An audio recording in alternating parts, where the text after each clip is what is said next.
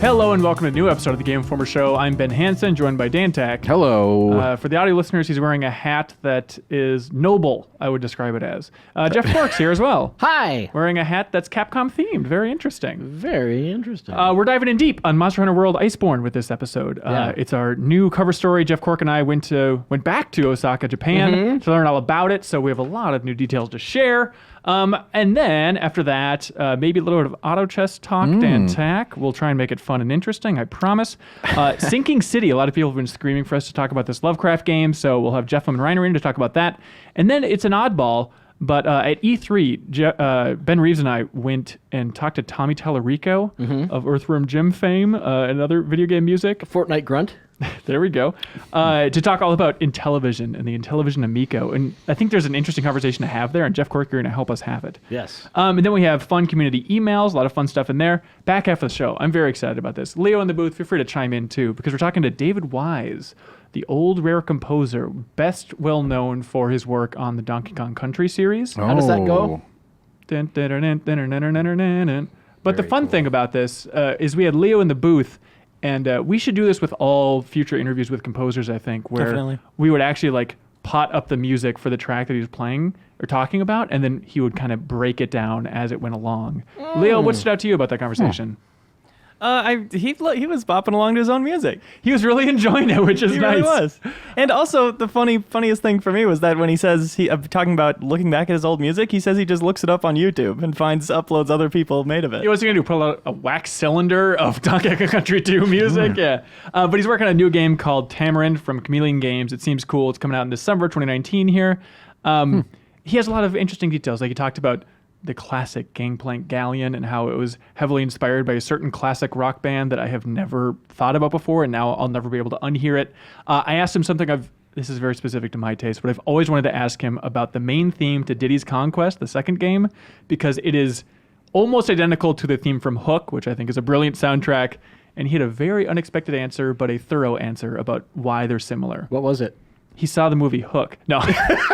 No, it's more detailed than that. It's more interesting. Yeah, dives into music history. He also says like what game series he desperately wants to work on, which also unexpected. Okay. So stay tuned. That's back half of the show. If you're a new viewer or listener to this podcast, welcome. If you're a Monster Hunter fan, we welcome thee. Yeah. On this podcast, Dan, you know what we like to do? We like to talk about Monster Hunter. And specifically, we like to talk about games. We focus on the games. Video we fly games? through. We have timestamps for everybody.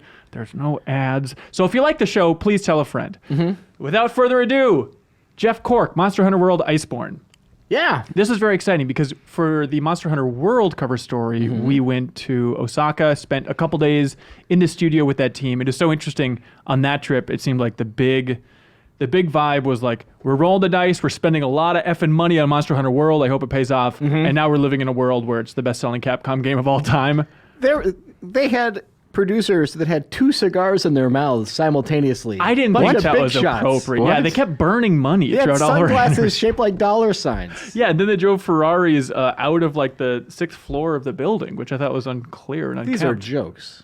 They're very cool guys. They were very nice. And like, it was uncomfortable. They're very nice, but it was uncomfortable, you know, the amount of ass kissing they did when we walked in, where they're like, hey, we attribute some of the success of Monster Hunter World to that rapid fire video interview we did last time when you were here. And it's like, that's very sweet, you guys, but I don't think you can draw a one-to-one connection between that. Yeah, as it turns out, the game was also very cool and fun. Yes, and approachable, which is nice. Yeah.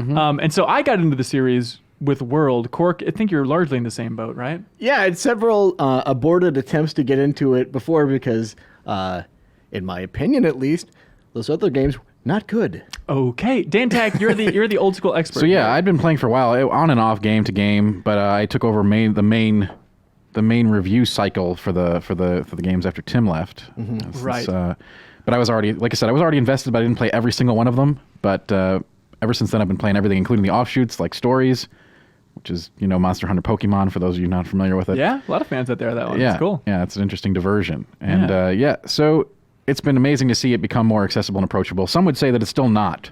But compared to the other games, this one is very. Oh, absolutely. And something that's come up a lot is the old school fans, you know, griping about how it's not hard enough. Is that going to be addressed in Iceborne? It definitely seems so. So they're definitely trying to walk a line between, okay, now we're adding master rank, right? There's going to be difficult fights, but we don't want to make it impenetrable. We still Right. want average consumers to be able to beat this stuff. Yeah. But it does pick up after Exactly. the end of world, and so expect the difficulty to ratchet up appropriately like Right. that. Like So- when you buy the expansion, you can't start that at the beginning, like you just said. It is something that takes place. It's a continuation of the story. So After you beat Xeno'jiva. So yeah, you can't even access this stuff until it is end game content. There's nothing for the new player. You have to go through the game first. Correct. it has some stuff for the new player in that, like the clutch claw mechanic, which Sure. is the kind of the biggest gameplay addition that lets you kind of grapple onto monsters directly. And Which like, isn't fair. Anybody can ride the monster now, which as an insect glaive guy, that's my jam. But Everybody hang on, stay away. It didn't seem like it was traditional rodeoing.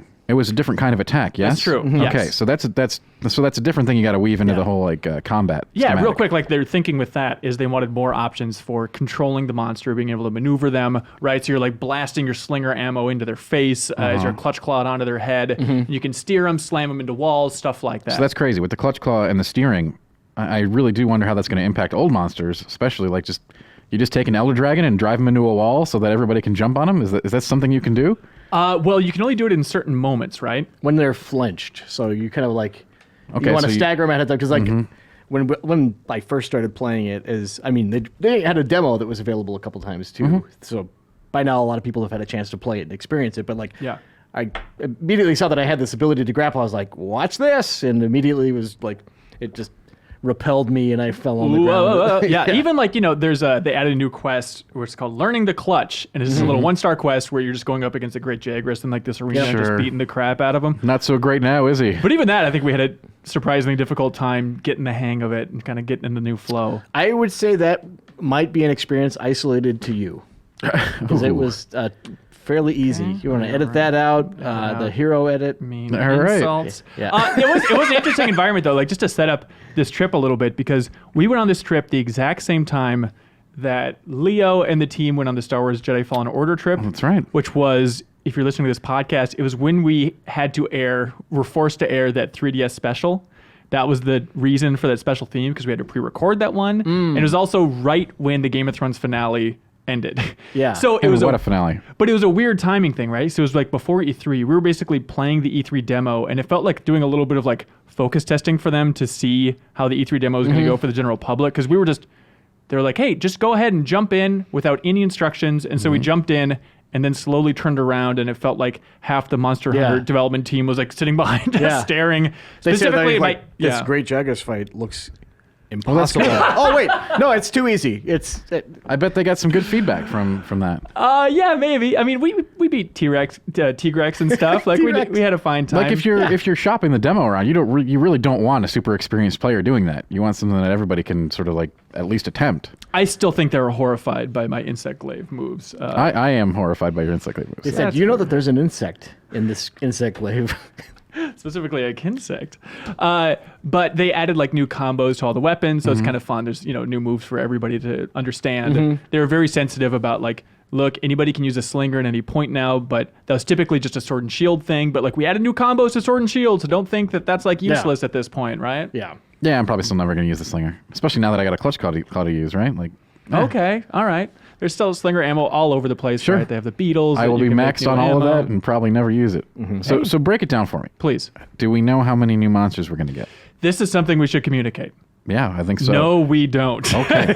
do we have a ballpark that is do we have a general ballpark? They weren't specific. Do you remember any exact quotes of what they said? It still They were seems like super cagey about that. very cagey. And it seems like they're very much in the camp too of, even with the Monster Hunter World cover story trope, they're like, well, I think with the bump up in fidelity, don't expect as many as some previous 3DS games had. Right. And with this game, it seems like it's going to be on that similar curve, right? Well, it's still a tough benchmark because you never know with those. Like you just get tons of monsters and stuff. Like we get one location. Granted, it's a big one, right? Or Frost Reach. Right. It's the biggest they've ever made, but you're in there and it's like, this feels like a Monster Hunter region. It doesn't feel like So it feels night like and day. it feels There like were a very lot- similar in size and scope to the other regions that are Well, available. but the weird thing, And Okay. a lot of it is blocked off as Yes. well. so there's like 3 areas. It looks like 3 for Hoarfrost Reach, right? And they unlock throughout the course of the story. So like the first one is kind of the forest. The middle section focuses more on ice, and it's like a higher elevation. Yep. The mysterious third region, we know that it's even at a higher elevation. Oh, boy. And it's going to be a little bit nefarious up there. But So- outside of that, details are thin. Okay. We do know we're getting, what, one new Elder Dragon at least? So that's Velkhana. Yeah. Is that the big boss, or is there something higher than that? Or do we not know? It We don't know. seems like that is their key monster, right? Like, it's on the package. It's kind of the equivalent of Nihirigante last Yes. time, you know what I mean? So kind of think of them in that realm. We also revealed with the cover that Barioth is in the game, which Yes. I was amazed. Like, I knew, he's popular, but like the amount of fandom for Barioth, and then, we had like former Game Informer intern Lewis on Twitter explaining it to us, just being like, oh no, it's because he's a cat, and people like cats, dude. Cat tornadoes. Yes. But yeah, I was more interested to see, and I don't know if they showed you or if you can't talk about it. I honestly don't know anything about your trip except for the cover story, but like I'm desperately wondering if Kezu is in the game. We did not see Kezu. I know a lot of people want to know this. And just to be clear with the community, we will not be revealing any more monsters throughout this month of coverage at GameInformer.com/Iceborne. Anything we had, we packaged it like slinger ammo, and shot it in the face, which is the cover story. But we will have new like video and fun stuff like that, right? Yeah. Great. So there will be new videos. It's a lot of. We just posted the rapid fire interview yesterday. I'm excited about this one where we kind of got a lot of insight into just the development of Hoarfrost Reach and details about that environment. We're going to kind of take a tour, and Jeff Cork and I will kind of summarize a lot of their points. Oh, nice. Yeah. Stuff like that. Focus on the sound design. We got to do something which I'm really excited about as well, where we took like the three lead creators for this game, developers, and we just filmed them fighting a T-Rex. That's awesome. Which was great, and it was a little bit of a weird pitch, right? Of like, T-Rex is in the E3 demo, but even like Capcom was like, oh yeah, these three have never been recorded actually playing the game in this fashion. So I think they're a little bit nervous about it, but Ryozo, the producer, is obsessed with using the hammer in the game, and so it's fun to just have so much gameplay of like, all right, person who's been working on Monster Hunter since Monster Hunter 1, how good are you at that hammer? Let's see it, man. He's quite good, as it turns out. Every hit is nailing the head for that stagger. Yeah, I would imagine so, yeah. So, go ahead. I was going to say, I watched that footage and it made me want to play the hammer. Oh, really?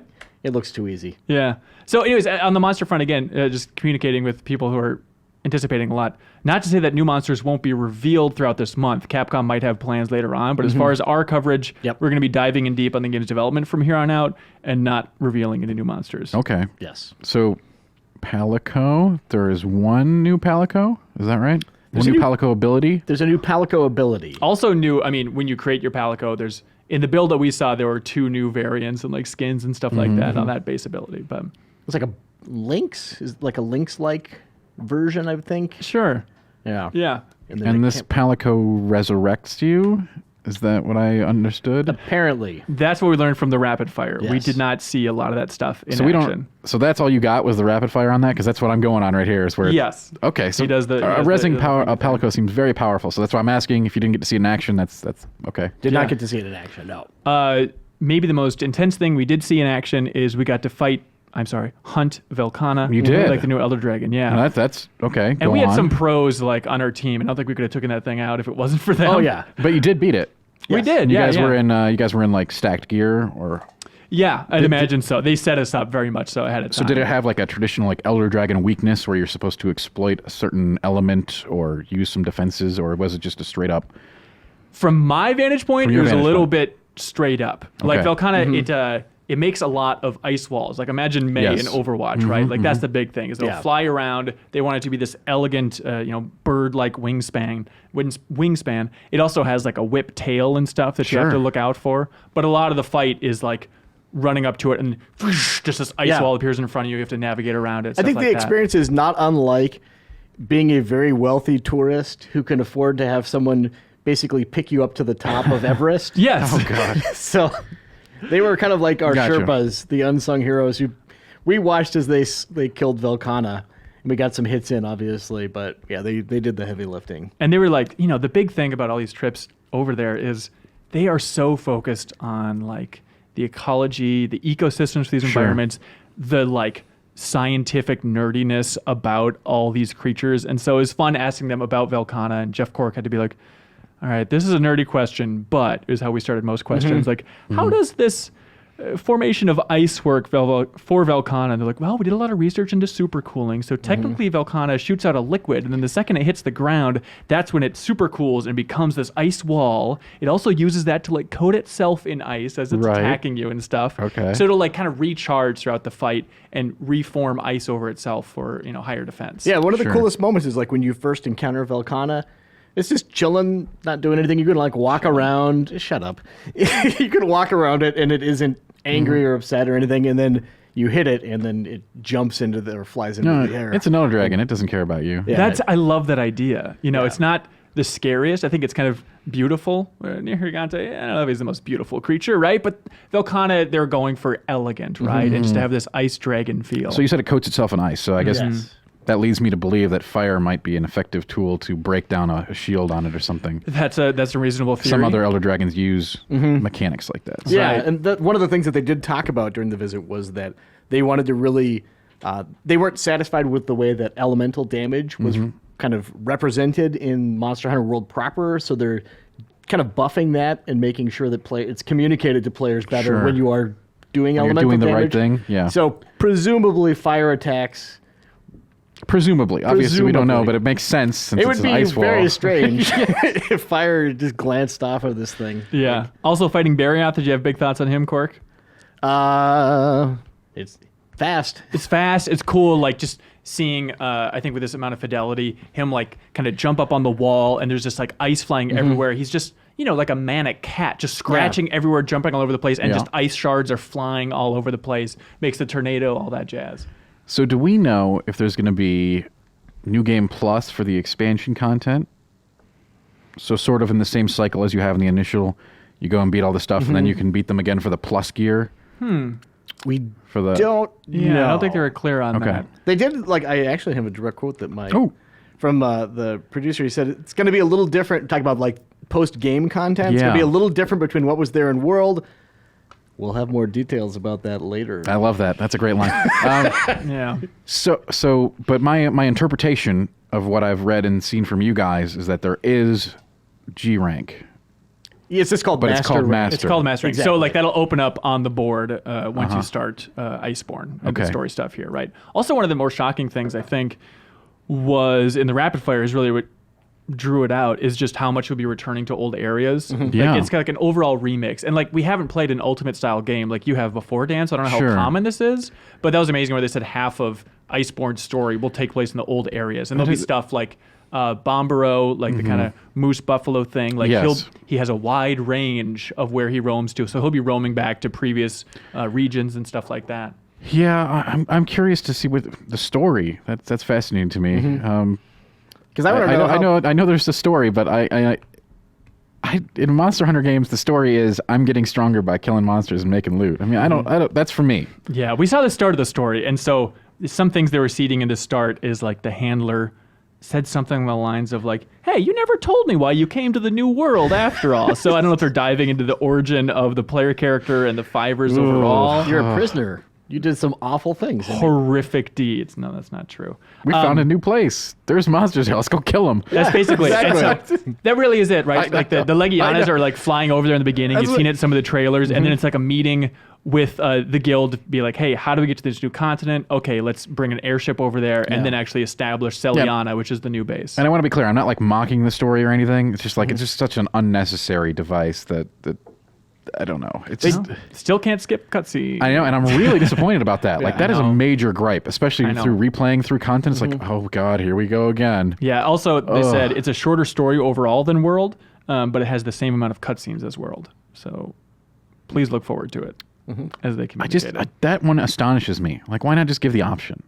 It's a button press. I know. I Certain know things are more frustrating. complicated than that, but come on, it's Yeah. Celiana, the new hub. Yeah. First of all, whoa, new hub. yeah. Whoa. We used the music for Celiana. That's in the coverage trailer. If you watch that on Game Informer's YouTube channel or anything like that, the music in that new hub, so good, better than the music in Astera. It is Great. just that composer is just out of this world. It's all I want to hear at Christmas time.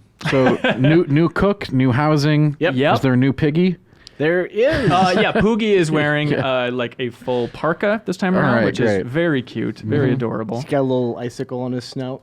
Oh, Yeah. that's adorable. And so they originally said that they moved the Meowscular chef over to the new location, but then it didn't make sense to have him outside. So now it is cold. a new chef, and they kind of given her more of a grandmother feel. Her design was based on Russian nesting dolls.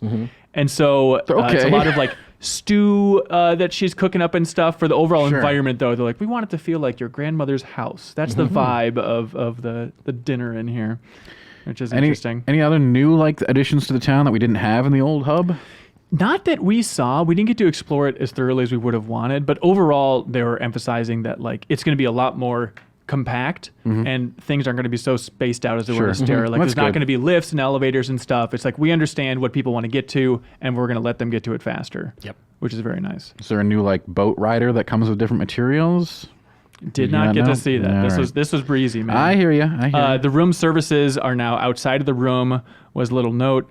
Jeff Cork, you noticed that carts are being loaded up in the new town, and they're very happy that you noticed that. They on the social front, they said there's going to be a more fun and social kind of gathering place. But a lot of that social team up and how that works overall, they were still pretty cagey on. We still saw sessions, IDs, and stuff like that. So that's going to be carrying over. Sure. But they said they're going to be revealing new details on any changes to teaming up, hopefully in the near future. Yeah. Okay. Also, if you want to get nerdy, because a lot of this trip was, getting nerdy about etymology and stuff. Yeah, that's the best part. Yeah. Is Celiana is based on the word for moon, and Astera is star. I'm not sure what language that's in exactly, but yeah. So there's a new director this time around. Takuda, who directed Monster Hunter World, we saw him on the first day. He's working on mysterious new projects. I'm sure you could probably put together what's going on there. He's doing auto chess for Monster Hunter. Is that what we're doing? He revealed that. Yeah. Combine 3 Volcanas. No, but the new director Ichihara, he directed Generations Ultimate before. He was an interesting dude. He's very into wrestling, Kenny Omega, Japanese wrestling specifically. Also, both days we're at the studio wearing sandals with Coca-Cola sandals. Yep. I love it. He's a very chill dude. I love it. That's mad chill. That's exactly the kind of chill you need to make, fearsome beasts that eat people. I think so. And we asked him about his specific taste in Monster Hunter and what he's bringing to the project that other directors wouldn't. And because he's always kind of the ultimate director, he's I just see myself, the role is not to break the core game, but then to give the fans what they want, to come in and just satisfy fans and layer this new additional stuff on, which is a sweet role that no one, I don't think, will complain about. We want grandma. Yeah, anything else about the trip stand out to you, Cork? No, we've got some more stuff coming out. We got some profiles on some monsters with some interesting behind-the-scenes information. Yeah. But Ooh. I can't tell you everything right now. Come on, man. Expect a lot of behind-the-scenes information. That's going to be the overall theme for the month here. Also, speaking of behind-the-scenes, I asked him, and Cork said I was crazy for being interested in this, but obviously everybody's in love with the RE engine. It's the big theme, right? It's that RE engine can do no wrong. It's batting 1,000 or whatever. So I asked if they ever thought the RE engine could work for a future Monster Hunter title, maybe next gen, stuff like that. So oh no, we're sticking with the World engine. We don't switch engines just because we want to. It's a case-by-case basis for the future of the series. And also when asking about the future of the series, and whether they'll do a global launch for games in the future, which they cited as being a main reason why they think World did so well, is that global launch. So we don't know when we'll make the next game, what the company wants us to do. So everything's very cagey about what they're doing in the future. There was some mention, I think, from one of the tech leads talking about adding depth of field with the snow. And we're adding this to the current Monster Hunter engine. Okay. Current. Maybe that's a translation issue, but any of those little nuggets that you can get really for just hints at the future is nice.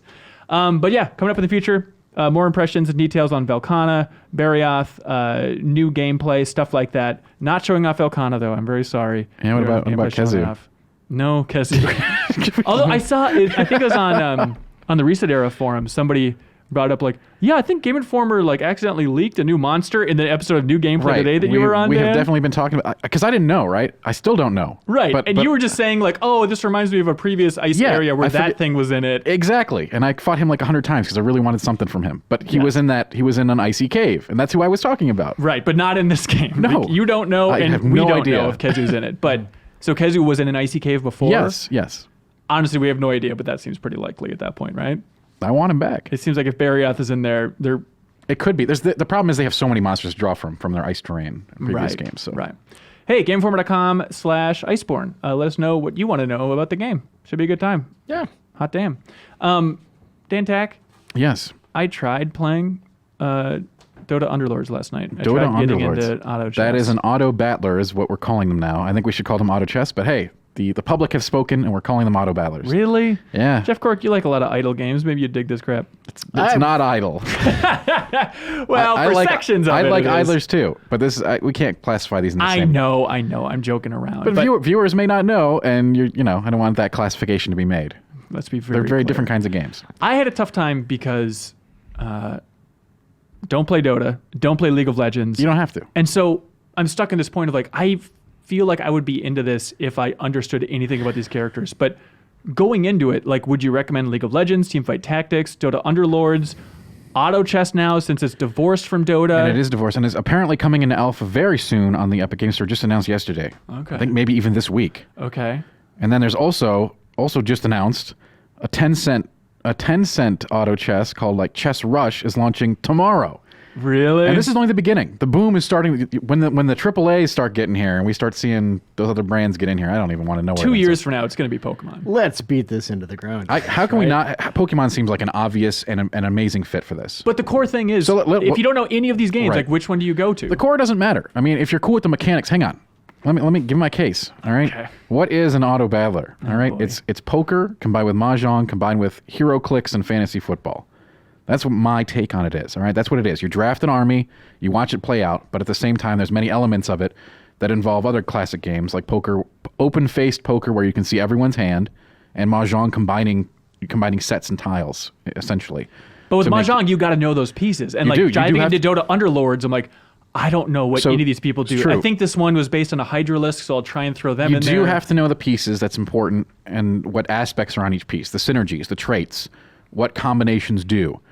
But knowledge of those other previous games honestly does not help because Really? they may be the same characters, but the way that they work and their combos are different. It's like what does it mean? There's no correlation to having 6 scrapper units in a Dota game. That doesn't nothing that happens. So although the unit lore is there, none of that actually matters to the actual gameplay.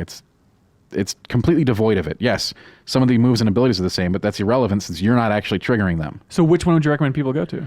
Right now, I'm leaning toward Teamfight Tactics. You think it's the best? It is what is the best can be decided, I think, a month to 6 months down the line after people are done developing these games that they have been rushed out. Let's be honest. But right now, I'd recommend that one. Right now, Teamfight Tactics. It's a shorter game experience. That sounds nice. Because I was amazed. It was like 50 rounds or something, even for the tutorial in Dota Underlords. Like, So what the hell? One of the reasons that Dota Underlords and Classic Auto Chess take longer than Teamfight Tactics is because there's no one-to-one battles. You're often fighting or defending against clones. So there's just more fights happening and more time. When it's one-to-one, damage is being dealt, people are getting knocked out of the game. It's a quicker experience. By about 15 to 20 minutes a game, I'd say, which is pretty significant. Games that can go 30 to 45. And are they always that weird structure where there's just like a bunch of people playing on the left and you're cycling through that? It is an 8-person game. So far, all of them have been 8 people. That's so weird. I know the 10-cent one is going to have co-op. I don't know. Anyway, it's an 8-way free-for-all, essentially, but it's always one-to-one. You're never battling more than one player at a time, attempting to knock out all the 7 other players in the game. Anything 1 to 3 is considered a win. Yeah. In terms of winning for your ranking up and stuff like that. These games are implementing battle passes and ranking systems, and all this stuff is really, as you would say, loosey-goosey is the term, right? Everyone's scrambling. Coming in hot. Coming in hot. Everyone's scrambling to try to, make this different from the template. Everyone has the template, all right? Even the old Drodo guys who are, who have essentially, made the mod and now are now lost first mover advantage in the shift. Yeah. Because Valve has their own, Riot has their own. I can't believe Tencent's getting their own, considering their investment in these other companies that are making this. So why not, right? Yeah. And then I'm sure other players are going to get into the space too. So if you like watching units battle, it's a strategy game. It's made for systems nerds. You like numbers, you like strategy. Does the placement of the board matter a lot? Placement matters. Depending on the game you're playing, it can matter a lot or a little. Let's say you're playing Teamfight Tactics. Placement's very important because if the opponent has an assassin comp that's going to go right to your backline and kill everybody, if you place it so that your sensitive unit is in a position surrounded by units, can't get jumped. Very important. Can mean the difference between losing a battle and winning the battle. Okay. Positioning is probably the least important factor, though, compared to making your team comp. Then when 2 players have perfect items and perfect synergies and all the stuff that like that, then positioning becomes a big deal. But in most cases, it's not. Should be the last thing you're focusing on. Just get the right units, get them in their areas. Positioning is important, but like I said, in the weighting of things, I think it is the least important. It's weird playing this game, and it just made me think a lot about, obviously, the ancestry, which is even more complicated now, but goes back to Warcraft 3, right? This is the funny, Warcraft 3 to Dota, and then oh god, it's a mess. Mods on top of mods on top of mods. It's a complete mess, but it also just reminded me of it's crazy how quiet Blizzard has been about Warcraft 3 Remastered, which we did the cover story on. we haven't heard anything since then, really. Isn't that right? weird? Not especially. Really? Can you imagine if Games Workshop had just shut Blizzard down back in the day for like ripping off their entire IP? Oh boy. That would have been weird, right? And we That talked would've about it been on last week's episode, but I mean, it'd be silly if Blizzard wasn't jumping on this bandwagon. But you got to think that everybody is at least trying. Whether or not they'll come to market, sure, but I bet everyone is playing around with them. They're, from a technical standpoint, very low investment cost to make one of these. Ooh, Epic's got to be working on a Fortnite one, right? Really? When they just brought out the original auto chest to their store? I don't think so. Really? Why not? God, Fortnite, how would that even work? I'm What sure are you they can figure it combining? out. Yeah, do like people in banana suits, whatever that game has, right? Three banana suit guy is not really basically for auto chess, because the template is already there.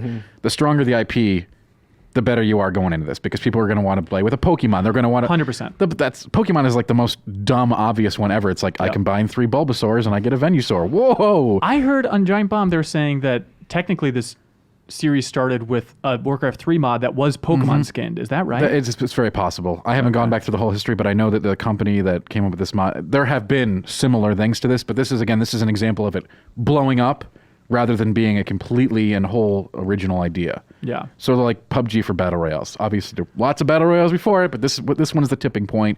This one's the catalyst. Very exciting. Well, hey, Dan Tack, we appreciate your expertise. Jeff Cork, I love you, and I want you to come back later in this podcast if that works. But for now, do you want to give a high five and warp out of here? Absolutely. Whoa. Hot damn. We have Andrew Reiner. Hey. And Jeff Markifava. Oh my God. It's really a miracle that clap magic is working again in the office. I'm sorry that it went out last week. I don't know what happened there, but I'm glad we got it up and running again here. Beautiful. It's a little different. Usually we clap, but we high-fived. Yeah. It's just intimacy issues, you know? I feel I have Reiner's underwear on now. That's the way it works. Jeff Markifava, you reviewed a game called Sinking City, Did I? I believe, didn't you? I did. Okay. I know this is a Lovecraft thing, Yep. and I Well, know... not outright. Inspired. by. Okay. Most games are these days, I feel like. Even Teamfight Tactics. How is it? What is it? It's good. It's an adventure game from Frogwares, who people Frogwares. may know as the developers of all the Sherlock Holmes games. Oh, that's why you played this, Reiner, because you love those Sherlock Holmes games. Yes, I do. Oh. Well, some of them. Okay. yes. Just the one where Watson is warping around behind you constantly. Exactly. Yeah. Yeah, and so it's clearly in that legacy of kind of deduction-based puzzle solving, which I also really liked from the Sherlock games that I was forced to review too. But they grow on you, and they are enjoyable. This is clearly Frogware's most ambitious game, and I think with that ambition, there are some obvious flaws that you can't overlook. And so your score was 7-5. 7-5. But it's one of those kind of games where, despite those flaws, I'm still happy that I played it. And I think if the theme and that style of play, like the puzzle play, appeals to you, you should still check it out. I mean, would you just call this an adventure game, Reiner? Is that really what's going on here? Yeah, I mean, there is some action, and it's very bad. Like, Yeah. you're That's one of- wielding a gun, you're crafting bullets for the guns. The bullets are also a currency in the world. So you got a little bit of a balance in, like, do I want to fire these or use my melee attack? But the thing that really I like about these games, and what Frogwares does that a lot of developers doesn't, is the art of deduction, like making you think about the case. And there's a bunch of them in this, right? You're solving them every hour, 2 hours, or whatever. And they're kind of like standalone quests that shape a larger picture. But they make you think about the things that are going on in these and piece it together. And you go into what is called the Mind Palace, where there's these fragments of clues that you have, and then you meld them together, and then sometimes they give you different outcomes. So you can be like, yes, say these people are alive, or say they're dead, or, Yeah. There's different things you can do. So the Mind Palace was very much like the deduction board in the Sherlock Holmes games, where you're finding these clues and those will populate, and then you're kind of linking them together. But here, as Reiner said, some of them are subjective, and you have to decide, well, okay, did the person do this, basically because they're a bad person or they're a good person, and then you're making decisions based on that, which that kind of moral ambiguity fits better with the tone. And what is it, like a trippy world, or what are you? Yeah. Yeah, the world itself is a mess. The trippy, not so much. There's Well, aside from the monsters. yeah, Popping there's up everywhere. Normal monsters. so there's creatures that are crawling out of the city's actually sinking, right? Like, so there's a lot of water, and which is annoying because you have to traverse it by getting in a little boat. And I kid you not, you ride in that boat for like 10 seconds and then get out of it. Yeah.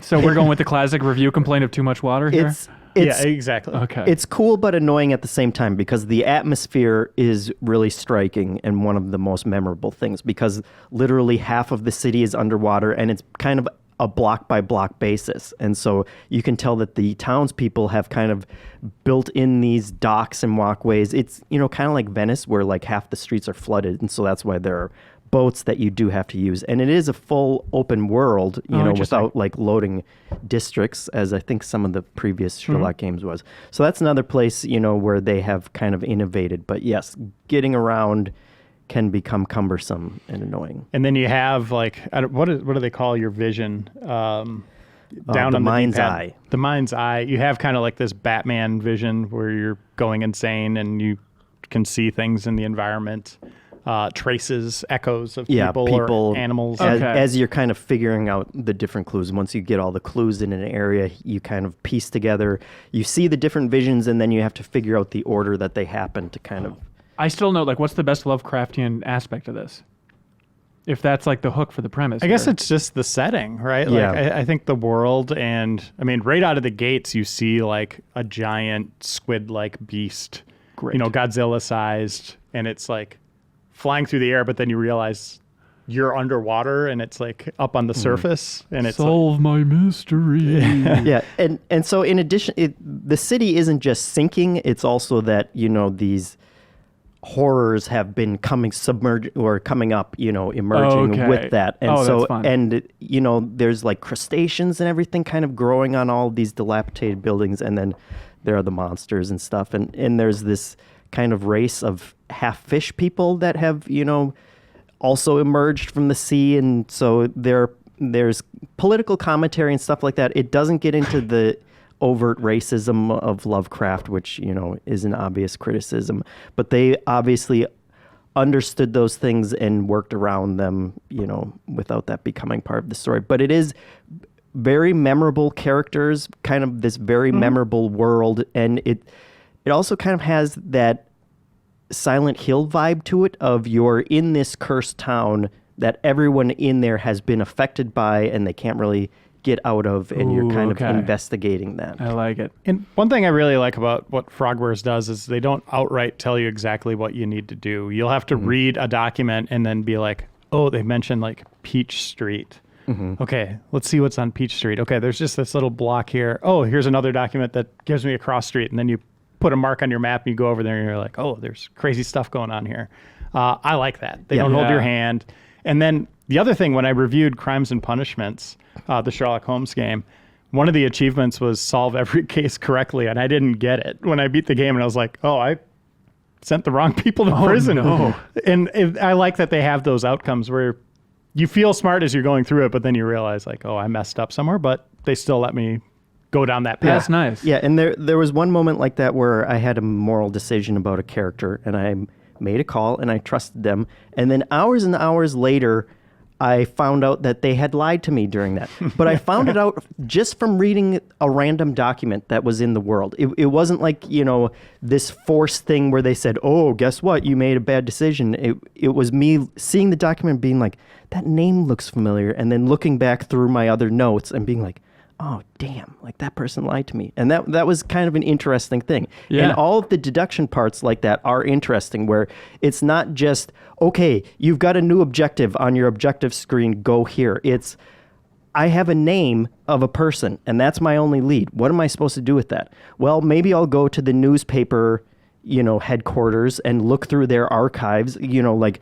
I found them in this district, so maybe, if I cross-reference the district with the name and I can kind of guess the time period, I'll figure it out that way. And, That's cool. And so, like, you do that at the newspaper place, you do it at the police station, you do it at the, hospital records, and those you have to kind of figure out where you go. And so that is also one of the criticisms where there's a lot of running around that you have to do to, every time you don't know exactly where you're going and you have to kind of figure it out, but that's also rewarding when you do figure it out. You feel like you're actually solving, this case by yourself. Now, the bad news. It is pretty rough around the edges in terms of visual, like animation. The gunplay obviously is not good. And then just buggy. Like you'll see characters popping in out of nowhere. Truly Lovecraftian. It's fun when you are going down one of the rivers on the boat and a guy will pop up on a dock and then he'll just sink through it and fall into the waters. All right.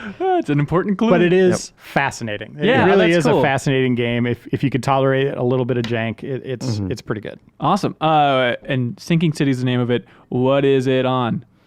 Xbox, PS4, and PC. Is it an Epic Game Store thing? It is. So I saw people complaining about that. Yes, of course. How dare they? they? Sinking City, everybody. Okay. Do you guys have a 4th of July message for anybody? Tune in for Game Informer's Tank Parade. All right. You guys want to clap out?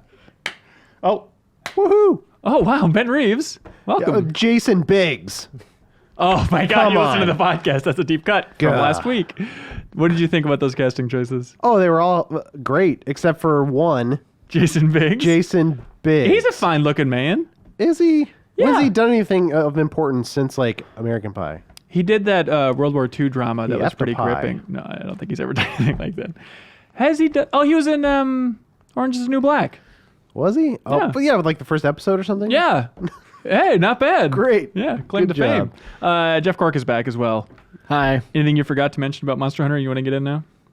Nope. Great. We're here to talk about the Intellivision Amico. Ben Reeves and I talked to Tommy Tallarico. Wait a minute. Tommy Tallamico. Yes. I have a question. Yep. Is that how you pronounce that? Because it sounds like you're not pronouncing it correctly. It but is that's Italian. how they say it? It is Italian for friend. Amico? And we asked, like, is there a lot of confusion about amiibo? An Amiga? Oh, yeah. But I asked about amiibo, and specifically, they're like, we've never thought of it. I don't think that's ever come up. I'm like, what? Yeah. Amico and amiibo? That's never come up? That seems odd, right? Amoeba, or Yeah. what did you say, Quirk? Amiga. Amiga. Yeah, that's that makes more sense. That would be confusing because that's Yeah. a different company. But it's a fine name. This is the new Intellivision console coming out in 2020. Cork, you know the original television well. I don't know anything about it. But Ben Reeves and I actually got to play it and Yeah. talk to Tommy Tallarico for like 40 minutes or something at E3. Very nice guy. Very nice guy. friendly. He's a hell of a salesman. Very Also, chatty. he's like, 51 years old or something. Good looking dude. Yeah. He's one of those guys that just does not crack.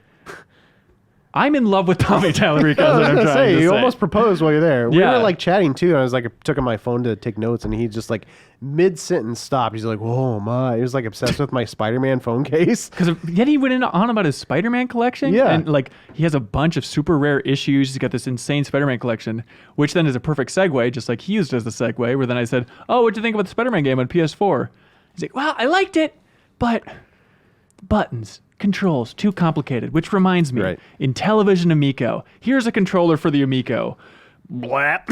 So this controller, if you've never seen a picture of this thing, it almost feels like a Game Gear if it had like 4 buttons, like 2 buttons on the top and 2 buttons on the bottom, like literally on the edges, Right. where I guess the triggers would be. Like trying to figure out how to hold this thing is mind-boggling. So that's the buttons where- solution for complicated controllers, to have one with 4 buttons on But the when top? it's so simple, because there's also a touch screen on there, and it has the spin dial, so it looks like an old iPod or something, which I'm very confused about, but apparently the old Intellivision had that as some sort of throwback. Yeah, I'm sort of fine with the spinny wheel. If you Yeah. do something fun with it, it could kind of function like a D-pad or something in some games. And the touchpad is smart, But those buttons, no sane person would ever put buttons on the side like this. It does not make sense. And there's no way to hold that controller and press those buttons in a way that feels good. It can be horizontal, it can be vertical, and like the game will know because there's sensors in there, so it knows like how you're holding it, right?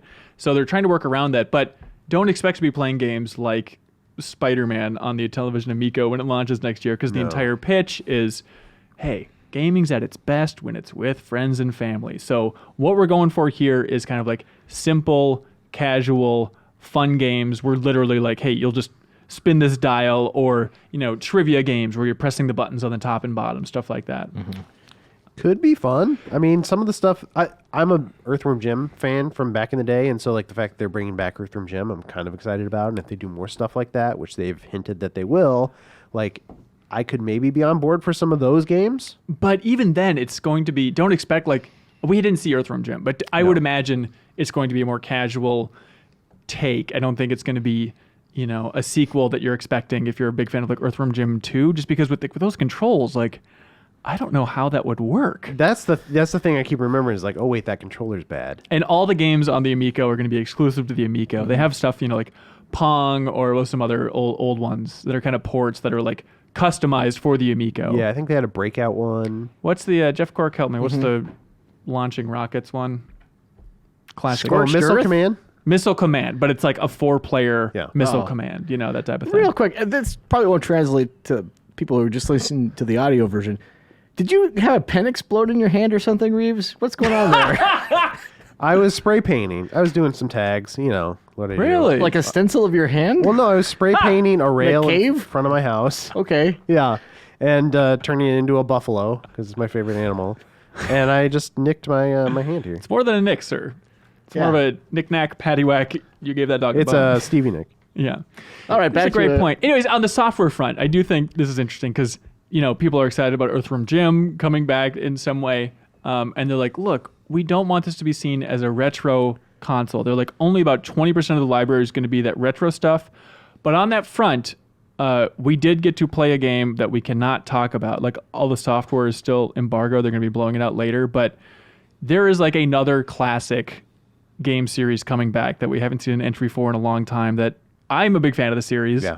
And so it's exciting to see it come back from a creator that we know. And so that's like, oh, very Can you interesting. be a little more vague, please? Yeah, I know people love this, but it's like a 16-bit thing, right? And it's like, oh, it's exciting this is coming back. And then you see the way it's coming back, and it's like, oh, this isn't what people are going to be wait a expecting minute. here.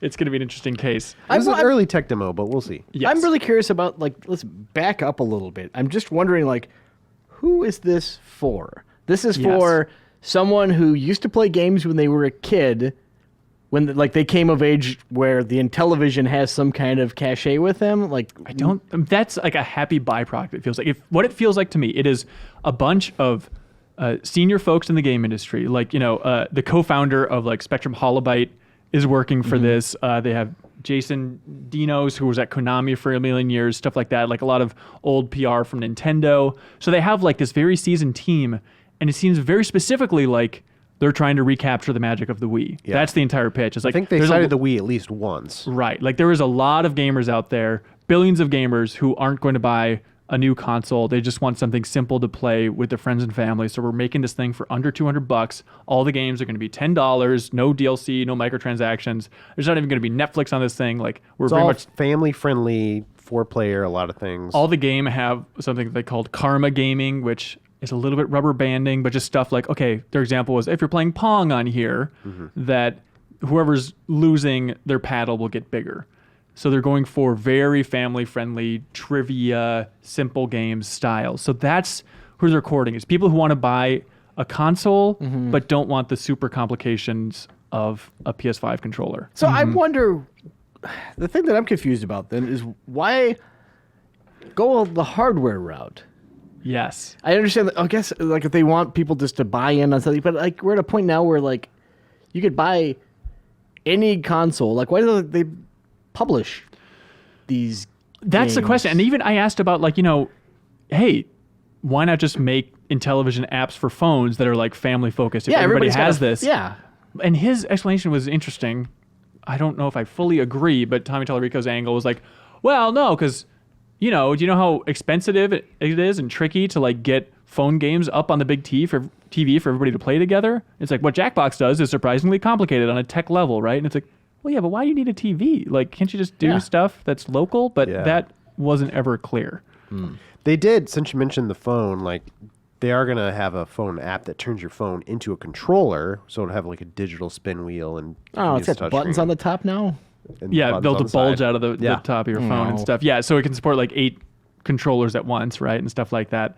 They also, there was a headline, I don't know if you heard Giant Bomb, it was in an email section on last week's episode of Giant Bomb, which was interesting, they pulled from our headline on our site of when Tom Tallarico said that E3 next year is going to be huge for Intellivision. They're going to have a press conference. Yeah. And like Tom Tallarico, he's a salesman, right? Yeah. But he did a very good job of hyping this up. Like, this is going to be a huge deal. Like 2020, our marketing budget is insane. We are going so hot and heavy on this. Expect just an avalanche of Amico news. Big booth, hundreds of consoles on the floor, something like that. I'm like, it could be cool. I'd be interested to see. He was like saying like, we have a giant marketing budget is what he was saying. Yeah. His arms just kept stretching. He's just trying to explain this marketing budget. But then also just, we talked about like, the competition next year is going to be pretty intense for consoles with, in theory, the PS5 and Project Scarlet and stuff. And he's like, well, look, do we expect people to buy an Amico over a PS5? Hell no. He just sees it as like a very different lane, right? He doesn't want to play in that space. It's like an exaggerated version of Nintendo at their Wii-est. He seemed to think that the PS4, 5 wasn't coming out next year. And I don't know if he had insider information. That was interesting. Or if he's just speculating. He said, like, as far as I know, the Xbox is the only thing coming out next year. And it's like, well, does he know? Because it seems like all other rumors are lining up. So I would imagine he just didn't know directly about the PS5, so therefore didn't want to comment on it. Right. It wasn't officially. It's not officially coming out. So. Right. What are the odds of somebody making a play for the Wii space again, Cork, and it working?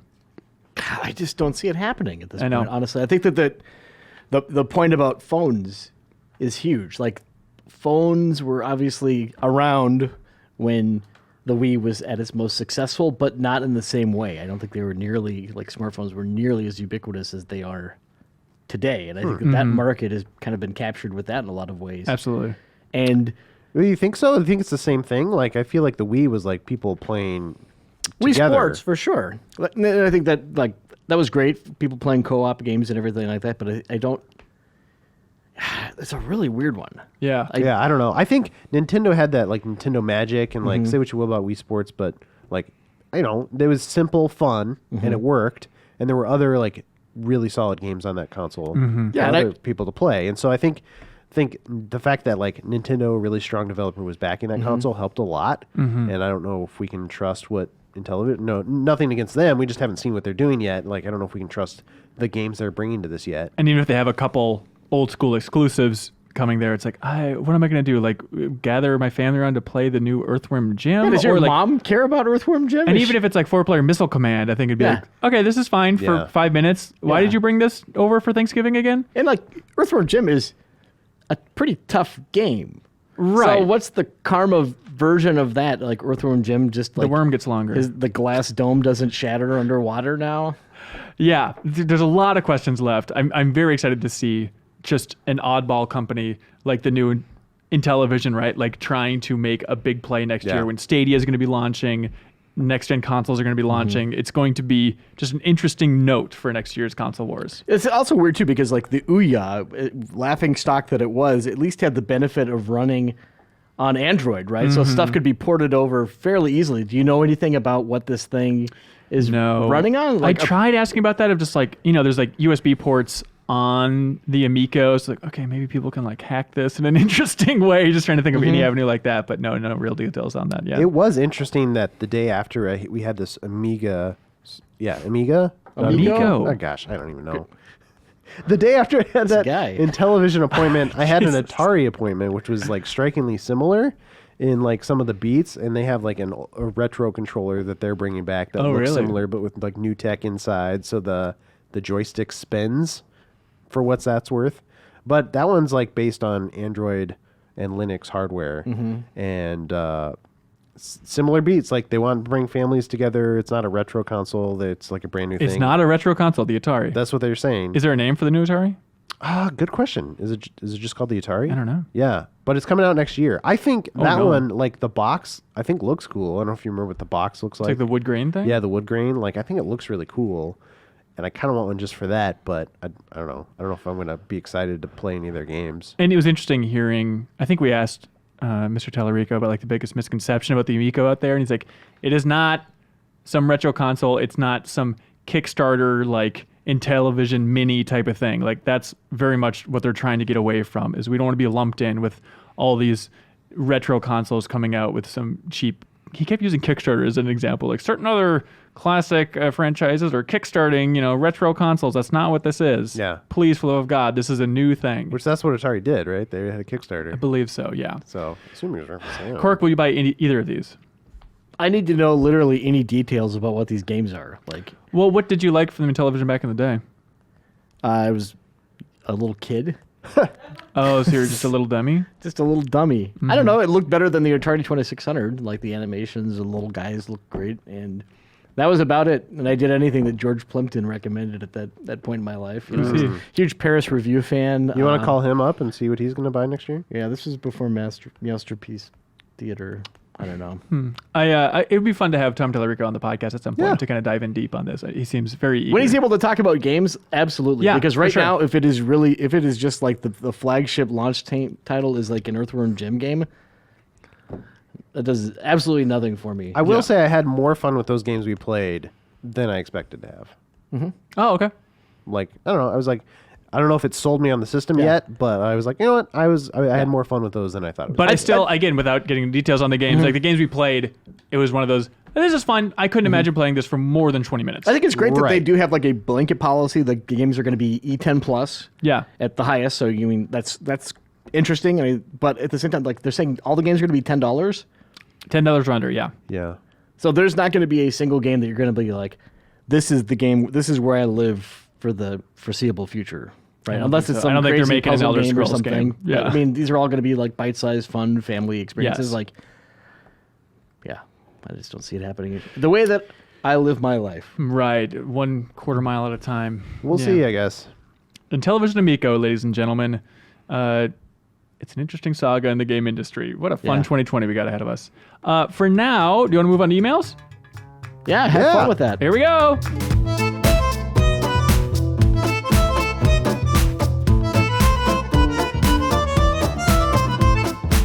And welcome back to the Informer Show. We now have Cyril Vasquez. That's me. First time on the show, right? Yep.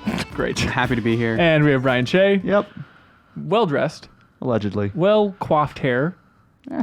And Kyle Hilliard. Long time, first time? Get a haircut. Welcome, good. crew. What have you all been doing today upstairs? Writing Been stuff. writing Writing what?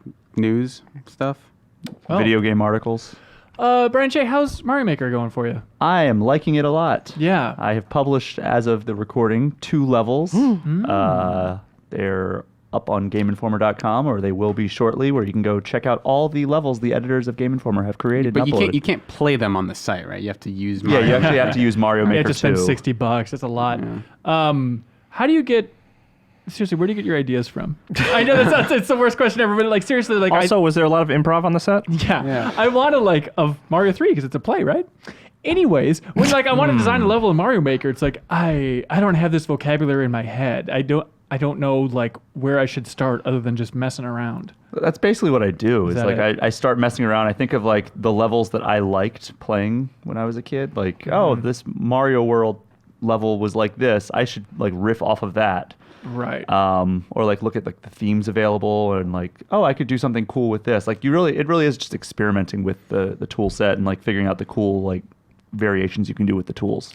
I know this is weird, and it sounds like a weird braggy thing, and I don't mean it that way, but it's weird for me playing Mario Maker, and I like Mario Maker, and I appreciate Mario Maker, but at the same time, I'm always a little bit detached just because like I didn't grow up playing Mario games at all. Like I don't have any nostalgia for Mario, and I feel like it's a weird series to play jumping in at this point where it's like, hey, it's all about remixing your nostalgia and making very challenging levels based on your nostalgia. And when you don't have that nostalgia or like that core skill set, it's just like, hey, here's a brutal, random as hell platformer You go. don't need to just make crazy hard levels. Like, But for playing, I think that's a majority of those. No. Even like the ones in the story mode, I'm like, I'm having a hell of a tough time. yeah, the with story these. mode, some of them are pretty hard, but like I just went online for the first time with Mario Maker 2 and did like the course world, and you can choose like I want easy levels to be thrown at me. Okay, that and helps. that was really enjoyable. It was like, oh, they're doing some cool stuff with this, and it's not making me throw my controller against the wall. Right. I do, even in the easy levels, a lot of the design does feel postmodern in a way, where it's like we are making Mario levels with the knowledge that you know what a Mario level is like. Whereas I think with Nintendo, a lot of the times they'll be like,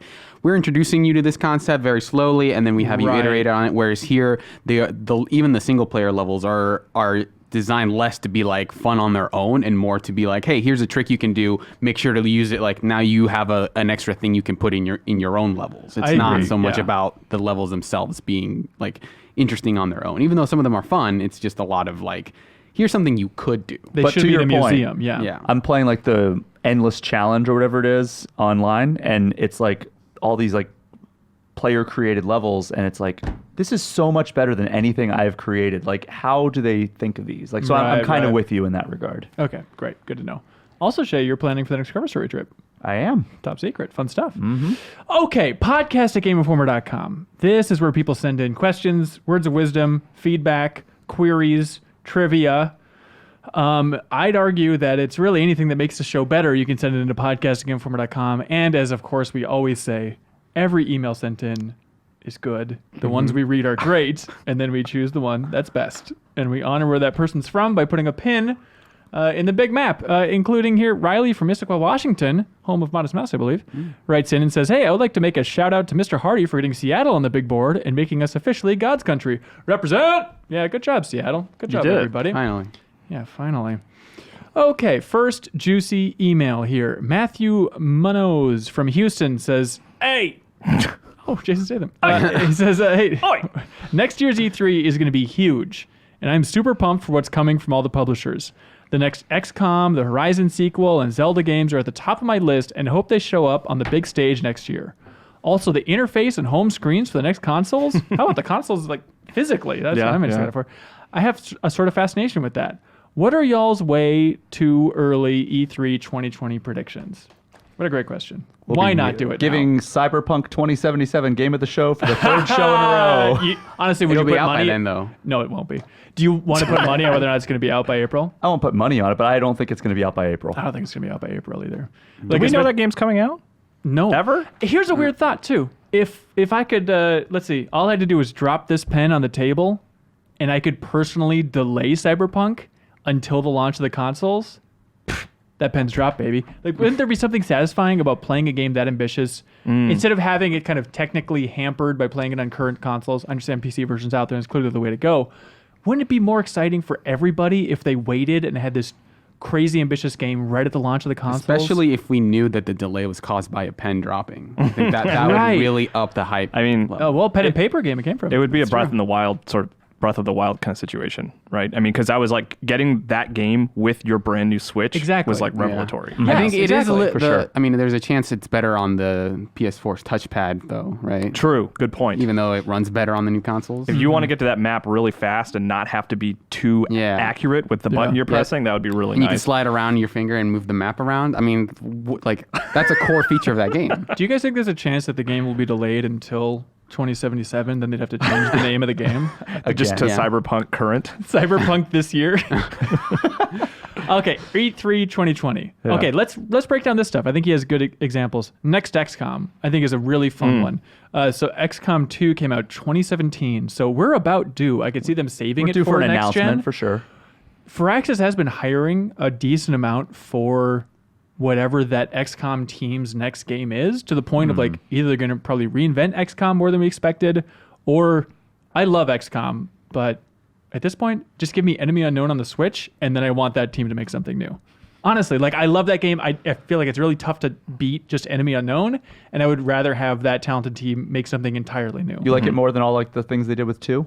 Yeah, I think so. Even like I thought 2 beyond was like the just so- nostalgia of like, oh, this is the game that like put it back on the map. Yeah, 2 was just so hard, and I felt like was every hard. enemy was such an effort, which I understand is like the core of XCOM. Is like, oh, great, this guy, but especially like that shape-shifting Clayface guy in 2. It's like, oh, I just don't want to fight this guy anymore. That was a weird feature of their like promotional campaign of saying, "Here's another way we're gonna screw you over." Yeah, exactly. Check out this asshole. You'll really hate him in a little while. Yeah, but I guess that's XCOM.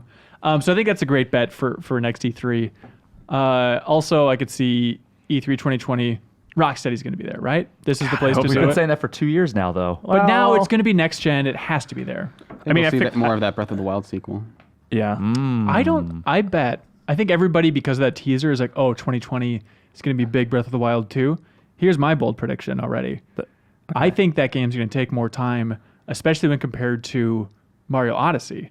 I bet Mario Odyssey 2 is going to get more front and center placement because it'll be coming out next year, whereas Breath of the Wild will be the year after that. You think Mario Odyssey 2 comes out next year? I don't Yes. think Mario Odyssey 2 is a game.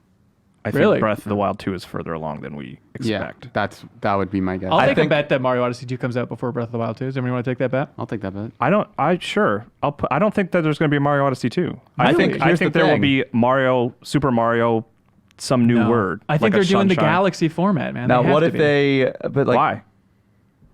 Just because I know Nintendo. No, I think because like the way that game is structured, like it's so easy to just tack new but stuff why? on. They already have that engine ready to go. Breath of like the some Wild of is those using the assets. same are already- Hyrule. You could say that about 3D World.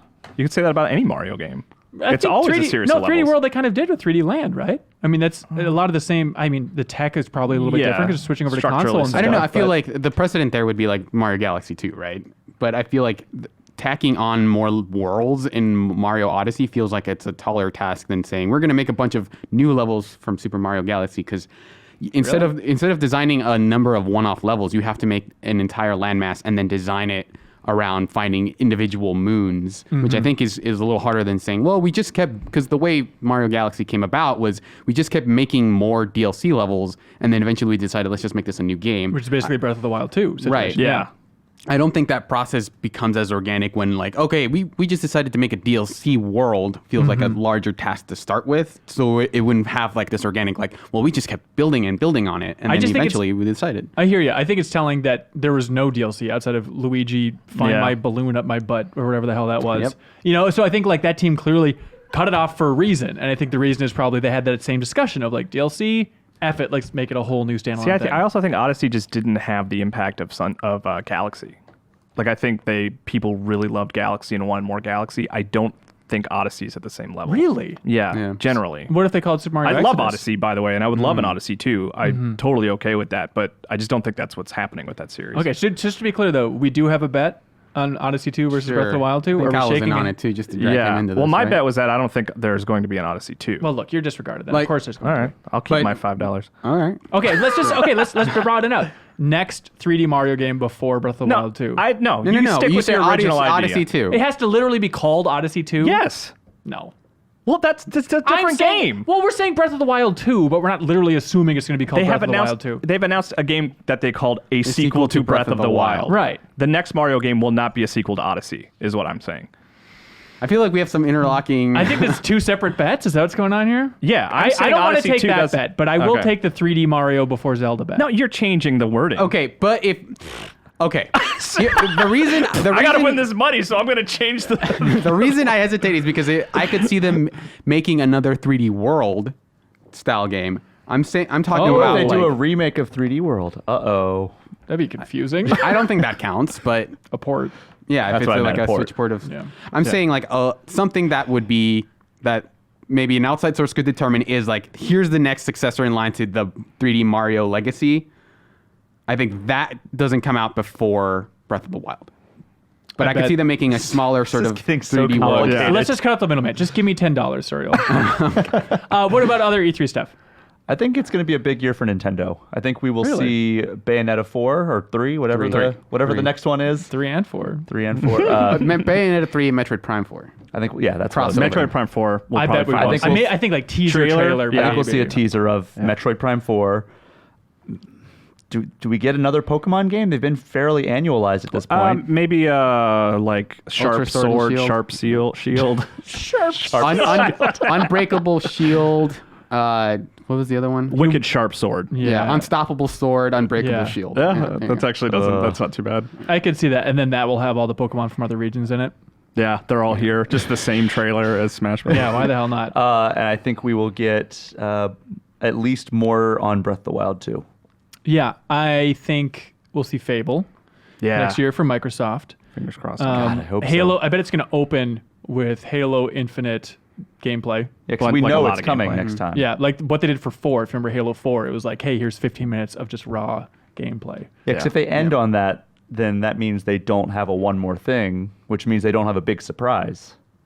Because Okay, you start with the thing that's like, oh, this is the big showstopper that everybody knows is already coming. And then go right to the classic console stand with a blanket over it, and then Phil Spencer Elijah Wood. yanks it off. Well, they'll bring him back. Right. I was thinking instead of the blanket on there, it just emerges from the ground. Spotlights from all angles shining on the console. And there it is. A scarlet scarf. The is Xbox surrounding Scarlet. it. Yes. And then ending on Fable? Yeah. Fable and Banjo-Kazooie. Interesting choice. Yeah. Interesting choice. I really want to see Playdead's next game. I think that could be on Microsoft's stage. I could see that Banjo-Kazooie title being on Switch as well. Yeah, That's true. Yeah, but Playdead's due. Like Inside was a while ago, and they have had teaser images of right. the new game. They've had 2. Ooh, what about this long shot? What about Ueda's next game? I could see that being at Microsoft stage, something crazy Yeah. like that. That'd be interesting. What about, Microsoft? Do you think so? Why not? I don't know. It seems like he's in on Sony pretty hardcore. Yeah. I don't know. I think he's in for money. If I know anything about that hack. What if we get one of the true auteurs of video game design. Gotta get that money, baby. what if we really get like that rumored Xbox stuff on Switch announcement? Like, hey, streaming Xbox stuff. Live is over here, xCloud's over here, more games beyond just Yeah, I think that would Cuphead. be on Microsoft stage as opposed to the Direct. Yeah. Yeah. Really? Yeah. I guess it could be either way. Miyamoto out on Microsoft stage, which remember there were the rumors this year that was going to happen. I don't know where those came from. Isn't that man. weird? Yeah. Yeah. E3 is fun, everybody. Don't be negative about it. See, Matt from Columbus, Ohio writes in and says, also Intellivision. Oh, have yeah. their press conference. Oh, yeah. Matt from Columbus, Ohio writes in and says, hello, GI crew. I haven't heard you guys talk about the new Sega Genesis Mini that's coming out this September. Now that Sega has revealed all 42 games, I was hoping to hear what y'all think. Shay, did you get to play this at E3? I did. That's why I wanted you on here. Yeah. Wow, what did you think of this? I think it seems like it's the same quality that we got with the NES and SNES Classic, which is all I want from a Genesis Mini. Which is more than those previous Genesis the previous Minis. ones suck. Yeah. So this was super cool. Like you can, and it alleviates some of the problems from the NES and SNES Classic. Like the cable is super long for the controller. You don't have to get up to like reset and go to a different game. I think it's just you hold the start button for 4 seconds or something Okay. like that, and it brings up a menu for like save slots or save states and like a reset button on the screen. Does which that is have an nice. interesting home menu? You can, I mean, it just has like the games laid out in a tile, Yeah. and you can arrange them by name, release date, and multiplayer options. Does it have interesting games? Well, that's the thing is like outside What games would you want on there, Serial? Because I have the full list right I here. don't have any real Genesis nostalgia, so I really don't know. What games honestly. do you want on there, Kyle? Fantasy Star? Something or Yes, other? Phantasy Star 4, The End of the Millennium. Was that the one that they put Mortal Kombat on with blood? I guess. No, I don't think so. Sonic, throw some Sonics on there. Yep. Okay, do you want... I'll just run this down. Okay. Why Yeah. not? We can do this fast. We're not big Genesis people. Sonic the Hedgehog, Echo the Dolphin, Castlevania The New Generation, Space Harrier 2, Shining Force, Dr. Robotnik's Mean Bean Machine, Toe Jam and Earl, Comic Zone, Altered Beast, Gunstar Heroes, Castle of Illusion, World of Illusion, Thunder Force 3, Super Fantasy Zone, Shinobi 3, Streets of Rage 2, Earthworm Jim 2, Sonic the Hedgehog, Probotector, Landstalker, Mega Man The Wily War, Street Fighter 2, Ghouls and Ghosts, Alex Kidd, Story of Thor, Golden Axe, Phantasy Star 4, Sonic the Hedgehog, Spinball, Vector Man, Wonder Boy in the Monster World, Tetris, Darius, Road Rash 2, Strider, Virtua Fighter 2, Alicia Dragoon, Kid Chameleon, Monster Hunter, or Monster World 4, Eternal Champions, Columns, and Dynamite Heady, and Light Crusader. Yeah, and I Tetris. That version of Tetris never released. That's right. Yeah, Yeah, that's so fun. that version of Tetris and maybe Strider, I think would be the two that I would want to play. Okay, all right. I've That's never the thing played about Strider. like the Genesis catalog. Like I loved the Genesis. Like it was a system I played a lot, but like outside of the Sonic games, I didn't really play like too Columns. many of the other games. Column. That's the thing. I'm Is a like I bigger already, fan of Rose. I already have the Sonic games on like Xbox One and a few of them on Switch. So Sure. it's like, Earthworm Jim 2. That's weird. It's very interesting. I messed that up. It's I Earthworm probably Jim will end up 1. buying it. Oh, Send it okay. to Hog. Send it I was to like, why Hedgehog, too. 2? That's Yeah, so no, weird. no. Okay, that makes more sense. Anyways, Forrest from Lawrence, Kansas says, hey, since February, I've played through 4 long JRPGs from the Legend of Heroes series. After putting in over more than 200 hours in that time, I'm still very excited to play Cold Steel 3 as soon as it comes out. Are there any series that you have played multiple games of in a short time frame? Persona. Ooh, how so? I played 5 because I couldn't get into 4, and I adored 5. Put like 130 hours, something like that, into it, and then like Still didn't beat it, though. It's a shame. I did beat it. Okay, well, I took Jury's out. Took a couple months off, Shay, and then I know you beat it. All right, I'm here. You are valid in having beaten Persona 5. Thank you, okay. Suriel. I took a couple months off, and then I jumped right into Persona 4 Golden. Wow. And I bought a PlayStation TV for it, just because I didn't want to play on the Vita. That's fair. So I played that up on the big screen. And like, it's only 2 games, but those are 2 very long games. Yeah, so that is brutal, man. I've also done it with the Yakuza series. I went pretty much straight from 0 into Kiwami. Wow. It's usually like research for cover story trips where I'll cram stuff in like before the Call of Duty Ghosts cover story trip. I'm like, oh God, I've never played a Call of Duty. And so I played through like Modern Warfare 3 and then Black Ops 1 and I think 2. Yeah, that makes sense, right? Just to cram that stuff in a little bit. Really, not like Modern Warfare 1 or 2? And no, I'm like, I'm just going to jump right to 3. I think I'll be fine. The best. Skip the Why best we two. acknowledge this is the best one, right? Well, it's like the most recent work from that team. And so that was what I was interested in for there. I played. I think I told the story before, but I played the first 5 Final Fantasies in a row when I was in high school. That's nuts. And I remember liking 5 the most. Of like, oh man, they really built on these systems. And then I played through like a third of 6. And I was like, yeah, this is too much. I don't want to play this anymore.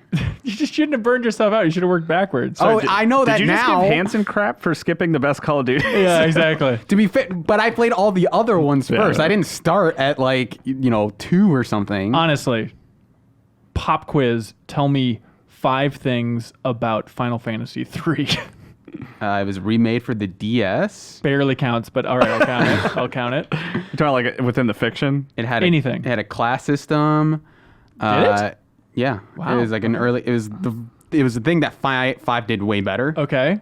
You were looking for like 4 crystals or something. Can we fact check that? All right, I'll assume that's Yeah. correct. A number of crystals. Uh-huh. Didn't come out in North America originally, right? White mage. Is in it? Yeah. Okay, you got lucky.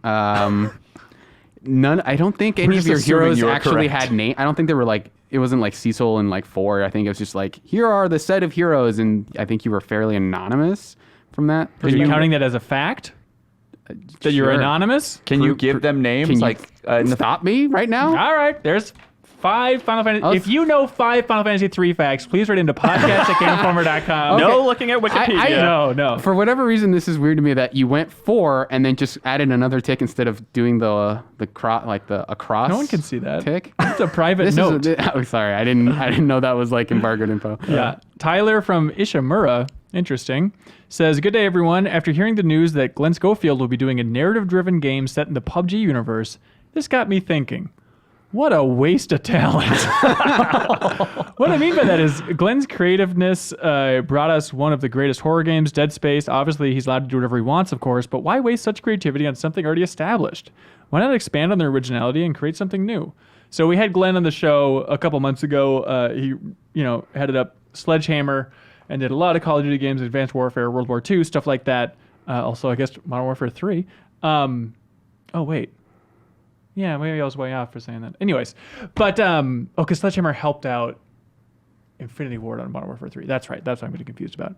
The point is, he's now working for the PUBG Corporation, all hail them, and making a narrative-driven game set in the PUBG universe, which I'm excited about. It's just so weird. And when there's so little established fiction-wise... What aspects of the PUBG fiction are you looking forward to being adapted in a single player? Because I remember when we had Player Unknown on the podcast, he was like, it's not post-apocalyptic. The rest of the world is fine. This is just like an effed up island. And now with the other maps, I guess it's like, now they're just several effed up places in the world. So I want to know what's going on with the rest of society where they've all agreed It's that totally, he said it's totally normal. It's just the real world. no, but it's not the real world because we don't have murder islands Yeah. other than Australia. I mean, is it could it be truly based on the film, like the titular battle royale film, where it's like kids were sent to these islands to compete? You know, maybe the narrative experience is like the people that are left behind in the house after like their 18-year-old son was dragged out and handed a pan. I can't wait. I can't wait for this game to come out and have it that exact premise, and then for them to make a film based on that. Yes. And then just to completely reverse the entire process, they have a novelization of that movie. Yeah, because I think in battle royale, like the rest of the world's generally okay. They're just trying to like. I think it's down the specifically population, Japan right? that is like super messed up, and that's why they're killing sending their own kids into islands. Yeah. I know. Glenn's a very old school kind of video game storytelling guy where he loves movies a lot, right? And he emphasizes the power of narrative and stuff. And so I'm very curious to see. I know he'll go for it in a certain direction, you know, and I can't wait to see what it is. Like I kind of mess on the idea of like, oh yeah, let's have a PUBG thing. Like, what's the narrative impetus to do something interesting there? But I also feel like on the other hand, it's also like just make a game based on some war. We're not really going to be too strict about like, oh, you have to make it really abide by the PUBG fiction. I wonder if it just opens it up to like just tell an interesting war story in some way. So you think it's going to be a war? I guess that's likely, right? Yeah, I would imagine. Like, I think you could also see it as giving him a lot of freedom. Just look, you have the PUBG license backing you. It'll probably be somewhat popular.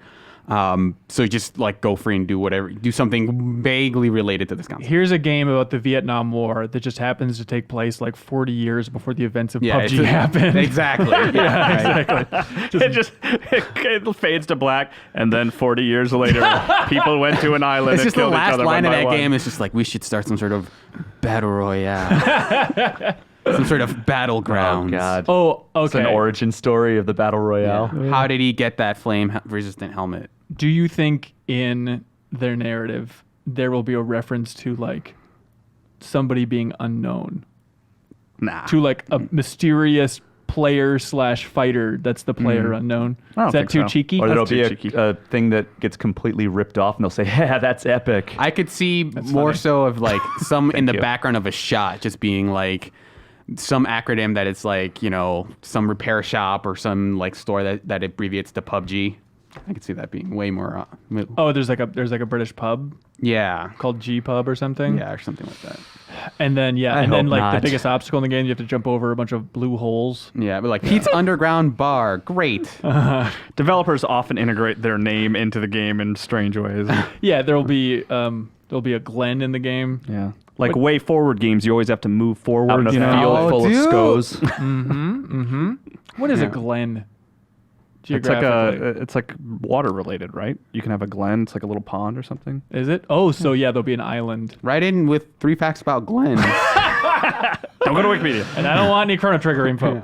Kyle Silva, that was Frog's real name. Kyle Silva writes in and says, "Hey, Game Informer crew, I constantly think about IGN's review for Dead Space 2. a game IGN gave a perfect 10 out of 10.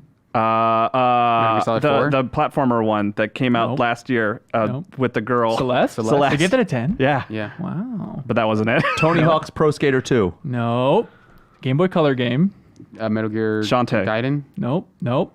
Mario Golf. I did give it 10. All right. But it's one of those where it's like, yeah, it's conceivable. Sure. There ain't nothing wrong with that. I don't know. Define Is anyone conceivable. mad about that? I don't know. I don't know.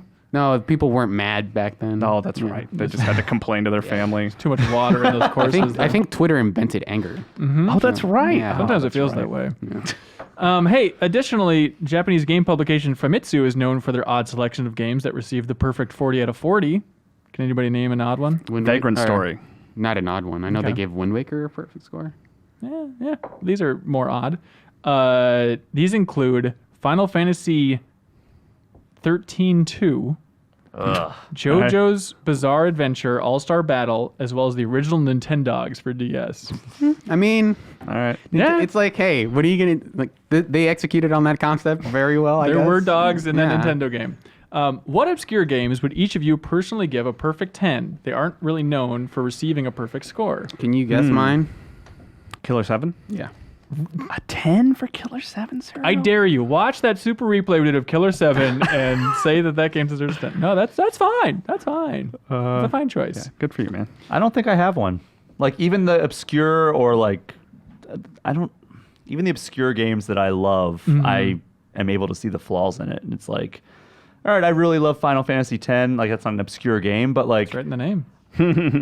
I would like not give that a 10. Really? Breath of the Wild's my favorite game of all time. I don't know if I would give it a 10. Ooh, that let a- us shade you to coming Kyle at me? Hilliard. Sorry, Kyle. One that I even said out loud once to Ben Reeves, even though I don't think he was listening, is if I had been in a position where I was reviewing Limbo for Game Informer, I think I might have given that a 10. I really love Limbo. Yeah. Limbo's very good. I could see. I Wait, think but you at gave the Inside time, at 975, didn't you? Yeah. Okay. I think I could see at the time maybe giving Braid a 10, but I don't think I would definitely would not do that now. Portal deserved a 10, right? Yeah, Portal 2 maybe, yeah. I could see that. Portal or Portal 2. Well, the weird thing about that is if you'd done it at the time, you would have had to review the orange box. Right. These But Xbox ports Actually, I did get a give 10 Portal out of 10. 2 a 5 out of 5, which I guess is our equivalent of 10 there out you of go. 10. Great game. Crew Corinne on the Game Boy Advance. The Of course. Japanese, And the GameCube counterpart that we played on the sequel, Super Replay Crew Showdown. Smash. Watch that one time we played Kuru I also feel on a replay showdown. It's available on the Wii U, everybody. I destroyed everyone. It's very good.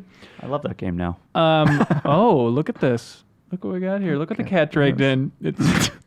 It's Richard from Kennesaw, Georgia. I don't know why you were looking at me Richard. like, oh, your buddy Richard's calling in or writing in or whatever. He says, hi, I'm calling in here to say I was reading the Darksiders article Kyle wrote in the he latest called? issue of Game Informer issue. And I'm not going to lie, I'm not really that into Darksiders, but Battle Chasers Night War became one of my favorite games ever, and I'm dying for a sequel. Oh, interesting. So, Mr. Hilliard, did you get any kind of insight into whether Airship Syndicate is working on a sequel or at least has plans to do it? I know they're working on another project. They had like a sort of a place in the studio that they wouldn't let me go where they were working on something. Air conditioning. Yeah. Oh, yeah. Is that what it was? But as far as like hints to what that was, I have no idea. I really don't. I mean, my guess would be another Darksiders thing or maybe another Battle Chasers thing. Sure. As opposed to something brand new. But as far as like additional insight, no. I talked to them a little bit about Battle Chasers, but it was just generally like, I was there so focused on Darksiders. I was just curious like how it sold, how it did. They said they were happy with it. I was curious about Really? the Switch version specifically, Yeah. and they wouldn't give me any like numbers, but they're like, yeah, we're happy with how it did and stuff like that. They felt like it was a good game to get their feet under them as a new developer. It's interesting to hear they're happy with it. It's just anecdotal, but I didn't hear anybody talking about that game ever. Yeah. Even the Switch port. I mean, Which was supposed to come first to Switch, we heard, and then they're like, oh, wait, by the way, that was a one of those lie. BS Yeah, that was Nintendo weird. things. That was Yeah. gross. Joseph from Grisham. It's based on a comic. I hope they know. They can go read the Yeah, comic. that's true. Joseph from Grisham, Oregon says, hello, question for the crew. I'll amend this and say very good question for the crew. You are now the manager of Purgatory. It's a mix between heaven and hell. We're all imagining just white background, like the Matrix, gun room, right? Before guns, I'd hope. What video games do you have here to make people upset, but also enjoy them? The purgatory of video games. He says he's going to go with Mario Party or Mario Kart. Mario Kart would be Kart, too huh? much. I feel like maybe Mario Party 10, like the Wii U one. Yeah, that's a good one. Where it's just leveled out enough of like, I guess You have it's fun occasionally, but you're also pissed off. I feel like Mario Party inspires stronger emotions than I think you. You're right. would get You're right. out You don't of want people Purgatory. screaming in purgatory. Right, you don't want to be too angry, and then you don't want the one person who's winning to lord it over everyone. Like Right. a jerk. I will say Banjo-Kazooie, but with extra collectibles. Oh, You can't make up a new Yeah, you game. can't make up. I'm sorry, you're defying the Yeah, rules you of can't change purgatory. video You games. can You can say say nuts and you bolts. can manage Purgatory. You can be the spectral figure that manages Yeah. Purgatory. But how dare you change a video game? Yeah, you can that's say nuts and gross. bolts because that's like, oh, this is almost Banjo Kazooie, but I it think feels people different. like that though. Like Yeah. there's I like like that some game. I know. haters Cork that- loves that game. Yeah. I mean, then you could just say ukulele. Maybe that's the answer. Actually, ukulele is not a you bad give answer. I think. true. individual people different games based on you'd give Yeah. Kyle Banjo or nuts and bolts so he can be like Yeah. Yeah. But I think if I were to apply it across multiple people, I'd probably just give them Rage 2. Rage 2. Oh, yeah. that's Perfectly great. mediocre, Yeah. not great, but Right. fine game. That's smart. That's good. smart. I would maybe do like Prince of Persia Warrior Within, which was like the second one where they went all grungy and metal. Because it's like, Godsmack? yes, Godsmack. Because there's like that, there's some gameplay in there that's like, oh yeah, this is like good Prince of Persia. But like everything else about it is like, this, I don't want other people to watch me playing this. I don't want them to know that I'm playing this game in Right. public, Plus Godsmack, it ties into the themes of heaven and hell. Yeah. Because there's no smack for God greater than purgatory, right? Yep. I was waiting for some reference to a song or something, but no. Great. I have a long list of games that I feel wow. like. Tell me which are allowed in and which ones are kicked out of the Okay. Thumbs up, Just thumbs quick, down, like or- rapid fire. I guess. Yeah, the listeners are gonna The love listeners are this. going to love the thumbs okay, here we up, go. thumbs Check down. this out. Thumbs up. Okay. Thumbs Does down. this get into purgatory? Shadow of the Tomb Raider. No. No, too good. Yeah. I think too good. Yes. good. Okay. By Yes, a for narrow Kyle. margin, yes. Yeah. Knack. Yes. Yeah. Okay. That's in. Okay. Yeah. I'm very proud of this one. Quantum Conundrum. In. In. No, I like that game. Well, I know you yeah. could like it. Okay. Too good. Yeah, too good. Yeah. Okay. Yeah. Mario and Luigi Paper Jam on 3DS. I like Yeah. that one. Too good? No, it's. I think it's. I just it's out for of that. Purgatory. I think that's a solid Mario and Luigi Okay. game. All right. Lego Star Wars The Force Awakens. Sure. Yeah. That gets in? Yeah. Great. Metroid Prime Federation Force. I think it's too. It's a fine game. Yeah. I think It's it's disappointing for Metroid Prime standards, but it's a I think fine it would game. cause an overwhelmingly negative reaction. Only if they're Prime fans. If they play it for like 3 or 4 hours, they'll be like, "Oh, this is okay." Okay. All right. Halo Wars 2. No, most people. Yes would- for me. Most You're just people talking would about- not get into it at all. Even if Okay, it's okay. even for the genre. Like if I think it's for the genre in those terms, it's fine. But I think for most people, it'd be like, this is bad. All right. And my last Purgatory game that I'm very proud of. Telltale's Game of Thrones. Oh, yeah, 100%. All right. Great. I I would think have most gone people would be Guardians. like, better than season. No, 8, Game I of Thrones guess. is worse than Guardians. I would have gone Guardians of the Galaxy. Yeah, As far it's as just tough. like people not caring. Right. Shockingly not caring. I mean, any Telltale games, like, yeah, I just made it through the first 2 episodes and now I'm not playing Plus, anymore. all of Telltale's backlog is dead now and gone. that's It's erased true. from existence. So, Oh well. welcome to It's in Purgatory. What about that other Game of Thrones RPG? That'd probably be a good contender too. That one might be too bad. Yeah, the Yeah. Atlas published one. Yeah. Where George R. R. Martin's like, I wrote. I'm a something. maester and I should get back to Oh, he writing was my book. in it, right? Yeah, he's a maester in that game. Cool. Waka waka. He's a Muppet. His famous quote. Let's see. Joe from New Hope, Minnesota. Better than Empire Strikes Back, Minnesota. Hello. Says, hey, after 1,000 games and 85 hours, I finally won my first Tetris 99 game. Hey, Congratulations, wow, Joe. that's awesome. Best I ever did was 2. You won once, I think. I right? won the first day, and I'm very proud That's of impressive. it. After my wife told me to calm down, 2 questions came to mind. Should I leave her? One question came. 99 problems, but you know how it goes. What is your most satisfying moment in gaming history? It's a tough one. I kind of go to recently beating the end boss of Sekiro is a big deal for me. Right. I ended up. Thank you, Serial. Like I don't know, because I don't think you probably found it as hard as I did generally, Serial. The last couple bosses in that game are But, like, real MFers. Yeah, I had to take I went on. I don't usually. I never take consoles. I'll take my Switch, but not my consoles with me on a trip. But I took it with me on a trip. Like I was like, I'm gonna sit in this hotel room distraction free. I'm gonna beat this end boss. So I was And very proud of that myself is when when I I knew you'd become a real From fan. Just doing something pretty irrational to continue playing a From Software game. did. Yeah. So- Yeah, that's more recent. I'm sure there are better ones in the past, but Related to that, mine is turning off Sekiro before I devoted any real time because I knew I hated it. I'm a From fan now, and I take offense As a at that. diehard From fan, Yeah, guy, you know I what it's knew like. very early on that game was not for me, and I just turned it right off. So that was your greatest gaming achievement. No, the most satisfying gaming achievement. Okay. I'm very satisfied with the time I did not waste. It's a good game. There was Maybe getting the Ultima weapon in 10? Final Fantasy X for Tidus, because that Chocobo race. sorry, who? It's pronounced TD. It's Tidus. Christopher Titus, the comedian. It's spelled differently. That is, and they have said it's Tidus canonically. They're also wrong. So I said it Titus growing up my whole life, but yes, Titus Tidus. You were growing up your whole... Okay, I'm sorry. I'm sorry. Yeah, no, those ultimate weapons sucked. I agree. I had a Dota match where I played Techies, which is a almost universally reviled character, and everyone says that character sucks and is ineffective.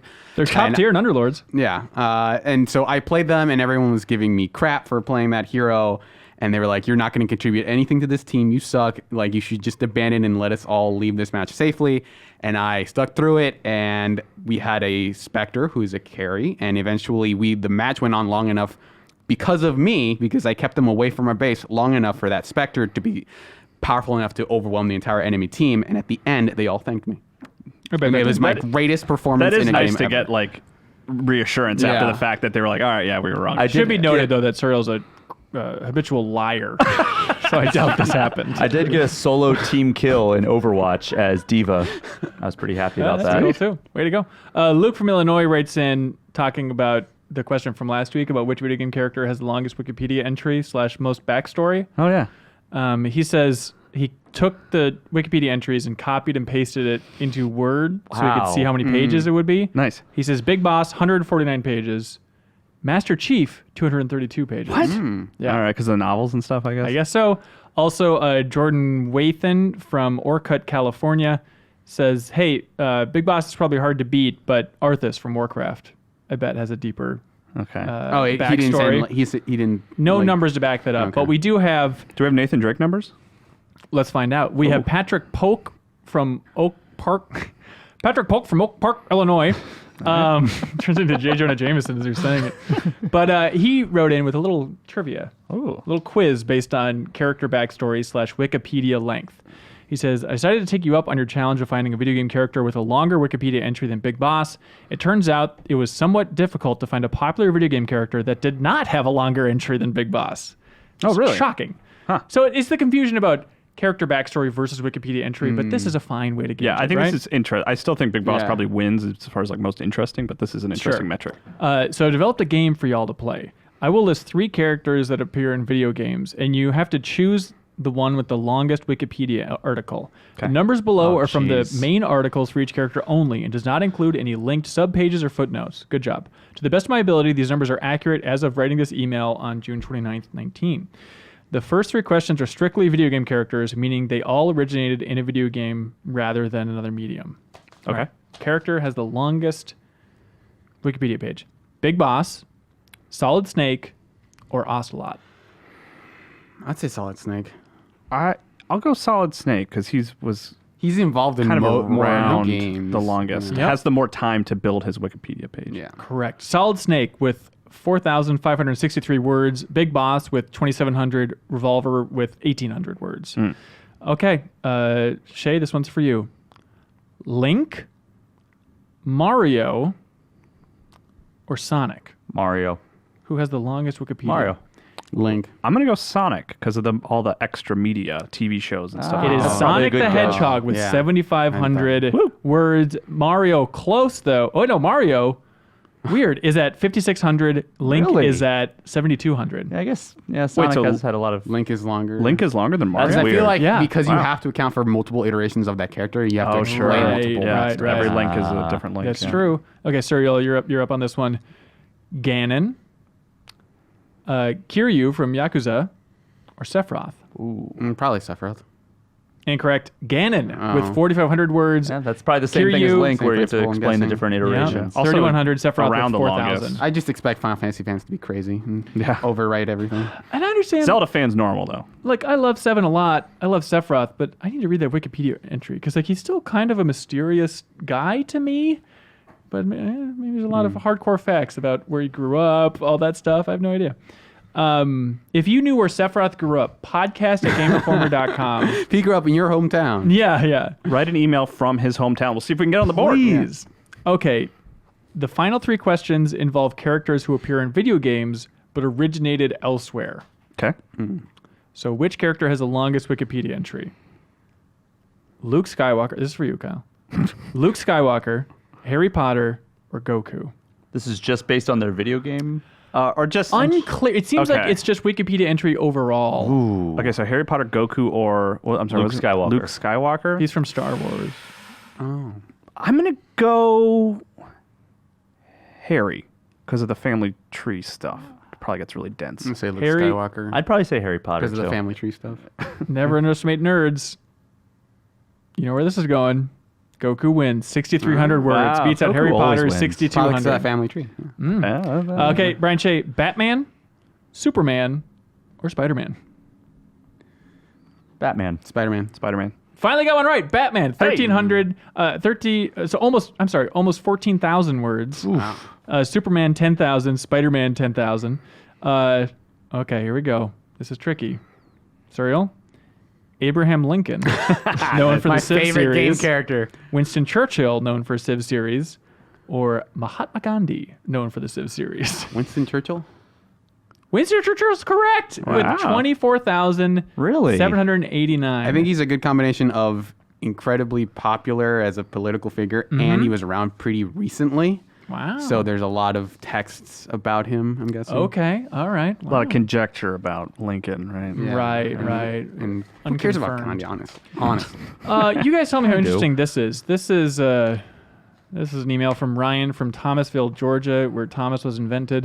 He says, on June 10th, Microsoft announced they're wrapping up support of backwards compatibility for the Xbox One to focus on backwards compatibility on Project Scarlet. And he has an overview of stats for the overall backwards compatibility. This is something you care a lot about, Shay, right? I do. I love having a huge library spanning multiple generations on one system. How many Xbox You should get a 360 PC. titles do you think were made backwards compatible? 582. 300. The answer is Winston Churchill. Knew it. 2,103. Oh, wow. Wow. Oh, wow. That's Xbox 360 only, not original Xbox. Correct. Original Xbox, 1,047 games total? Really? That seems off. high, That doesn't can't it? be right. Did that many games come out Leo, for fact that? check that. Yeah. 41. Wait a minute. It says, Are they saying Xbox One games playable on 360? oh, you know what? I'm sorry. I completely blew this. Oh, boy, did I blow it. Oh, Hanson. Okay, here's what it is. There are 2,103 Xbox 360 titles total. 575 were made I said backwards 582. compatible. Wow. I don't recall that. There's oh my no way God. of Play the checking that. tape. There are 1,047 original Xbox titles total. 41 original Okay, Xbox that titles are sounds- backwards compatible. Yeah, all right. Oh, that makes a lot more Hanson, sense. You What? passed the test. What a monumental mess up. I don't know. I stand by it. Let's see. So, number of games made were made backwards compatible, released by each year. 2015, 121. 2016, 188. 2017, 149. 2018, 105. 2019, 45. Several fully playable franchises: Assassin's Creed, BioShock, Call of Duty, which is pretty impressive. Gears of War, Mass Effect. Left 4 Dead. Yep. All that stuff. Some missing franchises that were never made backwards compatible, which I think is interesting, especially moving into the future. Dragon Ball, no backwards compatibility Oh, for really? Dragon Ball. Namco, get off your ass. Dynasty Warriors, Fear, Mortal Kombat. Yeah, Oh, wow. that drives me crazy that MK9 is not playable. That's so weird. Need for Speed, Spider-Man, Tony That Hawk, makes sense. Transformers, X-Men. So in terms of like publishers, I mean, it seems like Namco's having issues. Activision has a lot of issues. A lot of probably rights. yeah, I mean, things, those I'd are all like imagine. licensing. Yeah. Yeah.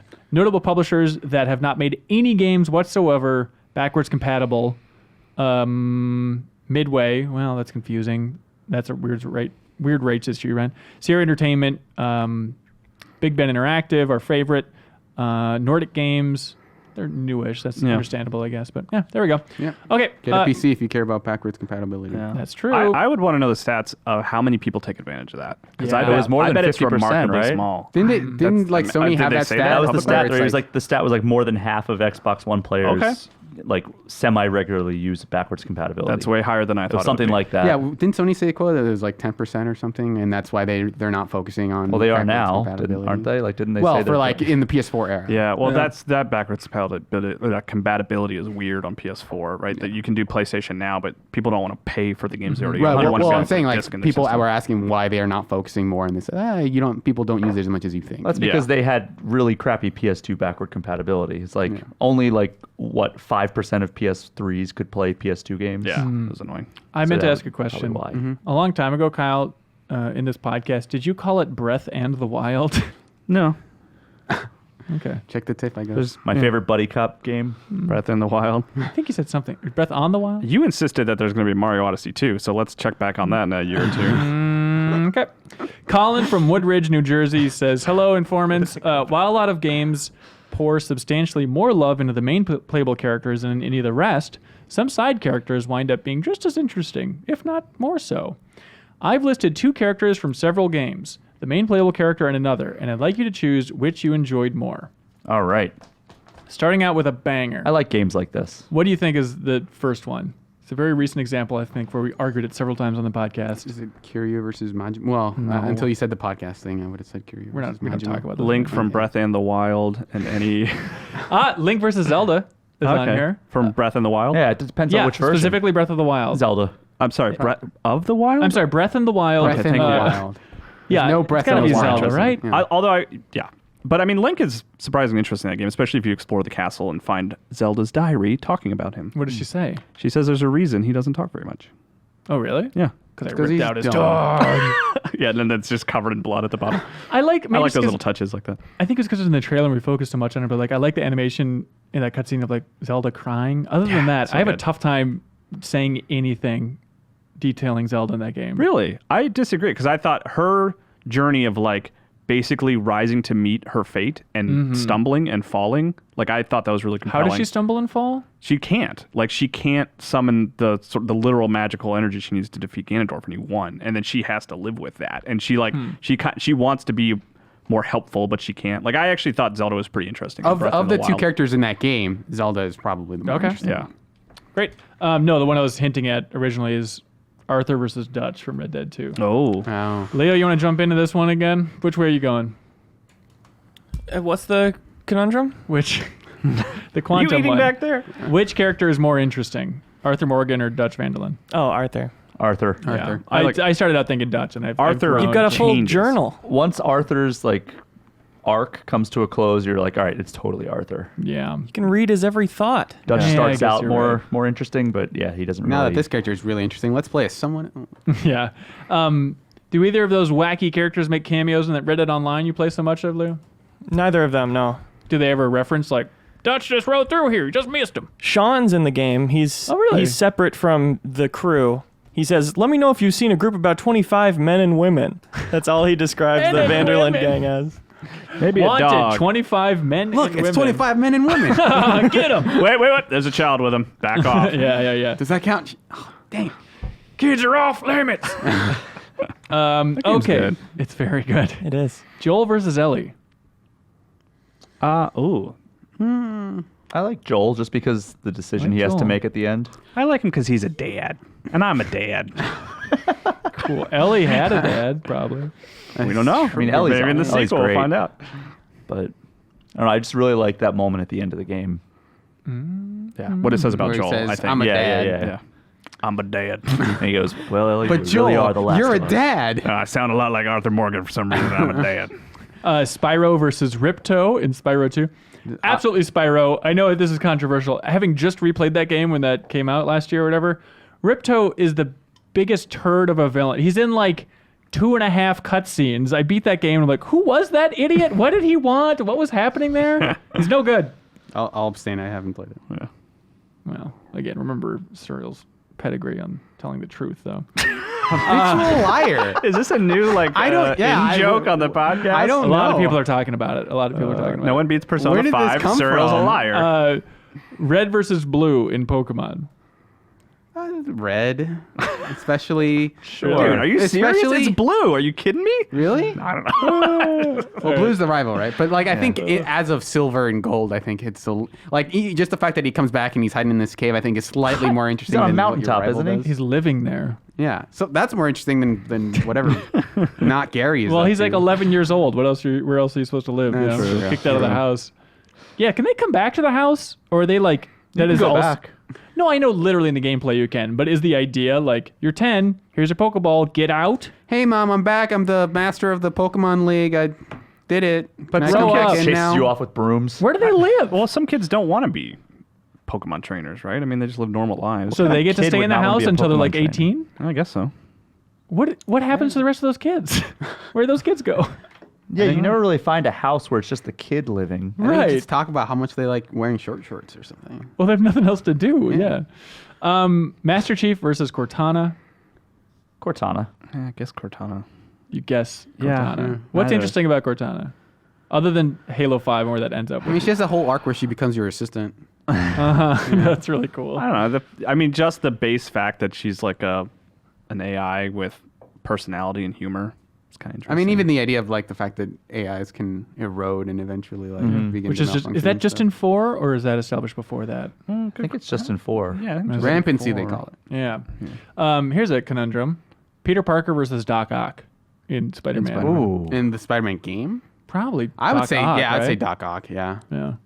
I do Yeah. really like Peter Parker in that game. though. Spider-Man. Yeah. Cool. Great game. Thank you, Colin. What do you guys like for email of the week? I'm leaning. E3 predictions. I like E3 predictions. Yeah. And I like the Purgatory one too a lot. Yeah. But That's I a weird, interesting question. I'm saying Purgatory because it's unique. Yeah. Yeah, that'll be better at the end of the year discussion of the best question of the year. We'll be like E3 predictions. Oh, who cares? Who cares? Yeah. All right. Congratulations. That is Joseph from Gresham, Oregon. Congratulations, How do you Oregon. spell Joseph? Joseph. My lips bleeding, Bert. And other classic quotes from It's a Wonderful Life. Check it out. It's a good film, 1941. Okay, there we go. Joseph from Gresham, Oregon. Congratulations, Oregon. We love the so much. God, they made Days Gone there. Forget about Some it. waterfalls. Yeah, it's great. Habitual liar. I have no Anyways. idea where this is coming from. All right. Indeed, you don't. Wink, wink. So, that's it. Podcast@gameformer.com. Thank you so much for watching or listening to this episode. It's been fun. Again, if you like the episode, subscribe to it. Audio-wise, if you're watching the video version, or if you're listening to the audio version, watch the video version. Waka. Anyways, stay tuned. We have an interview with David Wise talking about the Donkey Kong Country soundtrack. If you like that soundtrack, you like soundtracks for the Super Nintendo in general. Or just like music, you know. If you like beats strung together, Yeah. this will be a deep dive, cream dream, thrill of a lifetime. So stay tuned for an interview with David Wise.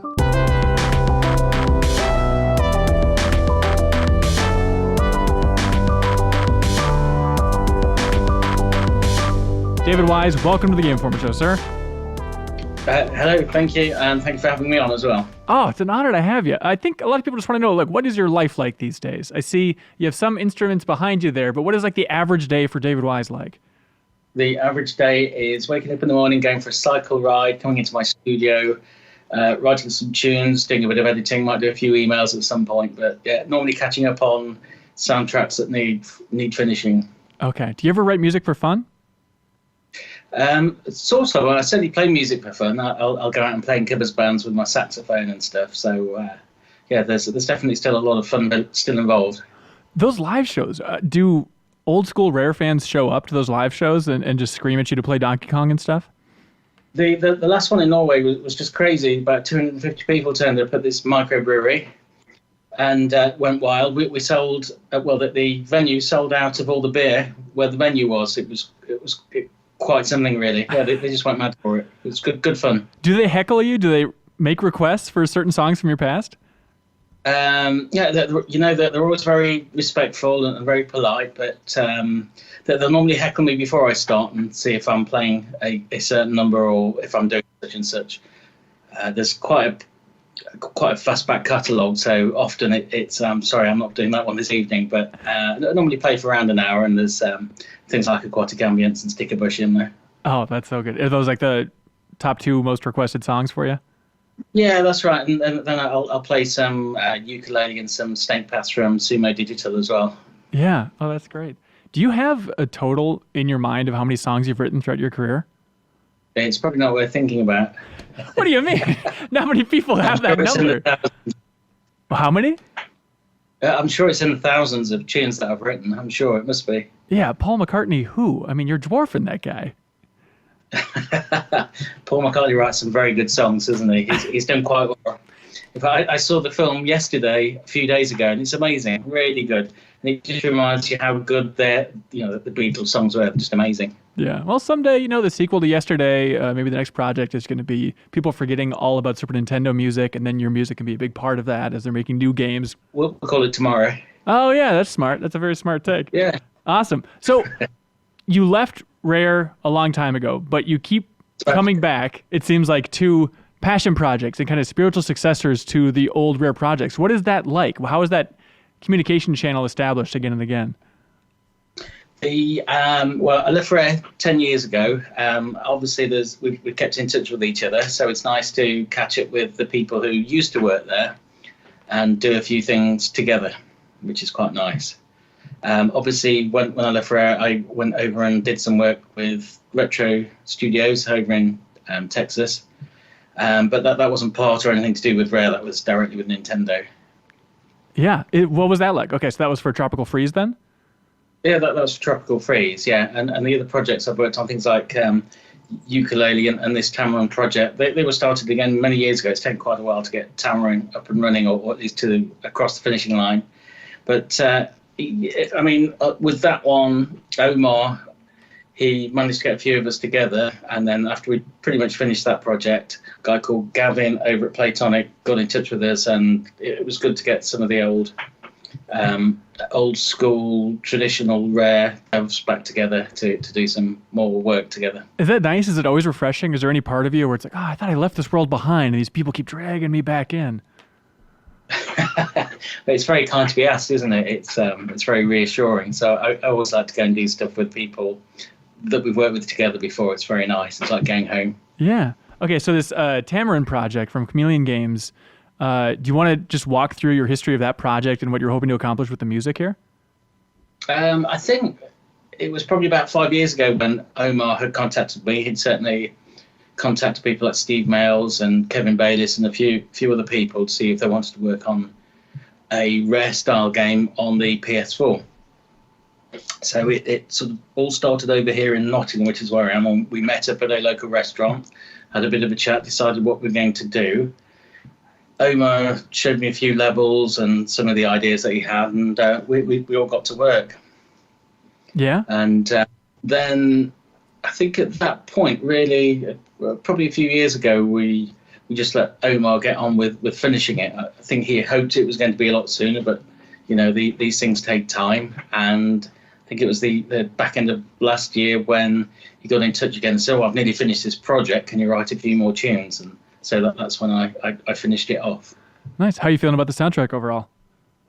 I think overall it's quite nice. It sort of blends in. You wouldn't know that there was a gap of 3 or 4 years between the starting it and finishing it.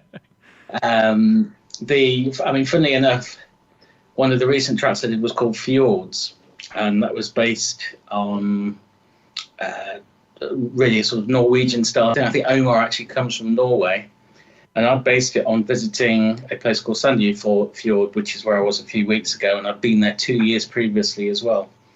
And that's really where I took the inspiration from. So it was nice to go back a few weeks ago and see it all again. I think really overall the Fjords track is one of my favourite ones from the actual whole of that game. Can you notice your evolution or even your interest musically shifting in that 3 to 4 year gap? If I'm honest, not really. It's different. It's certainly progressed because whilst you're writing music, you're taking bits and inspiration from so many different places. You can't help but shift really in the style of music that you do. But yeah, there's definitely similarities, but I think it's probably progressed as well. Do you notice it's shifted a lot since early 90s? Has your sensibility completely changed, or do you listen to that old music and say, yeah, this just sounds good to me still? I can hear the difference between the 90s and now, but I'm still quite pleased with the work that I did then. It's not vastly different. I think as long as you've got a decent tune, then it will transcend time and hopefully still be valid maybe 2 decades later if we're lucky. Yeah. Do you ever go back and listen to any of your old music for fun, or just to kind of refresh your memory a little bit?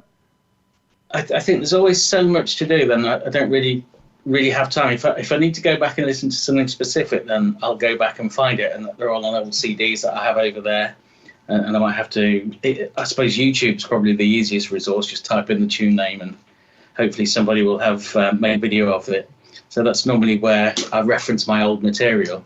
But on the whole, I tend not to try and reference it, only if it's for a specific thing that somebody's asking for. Right.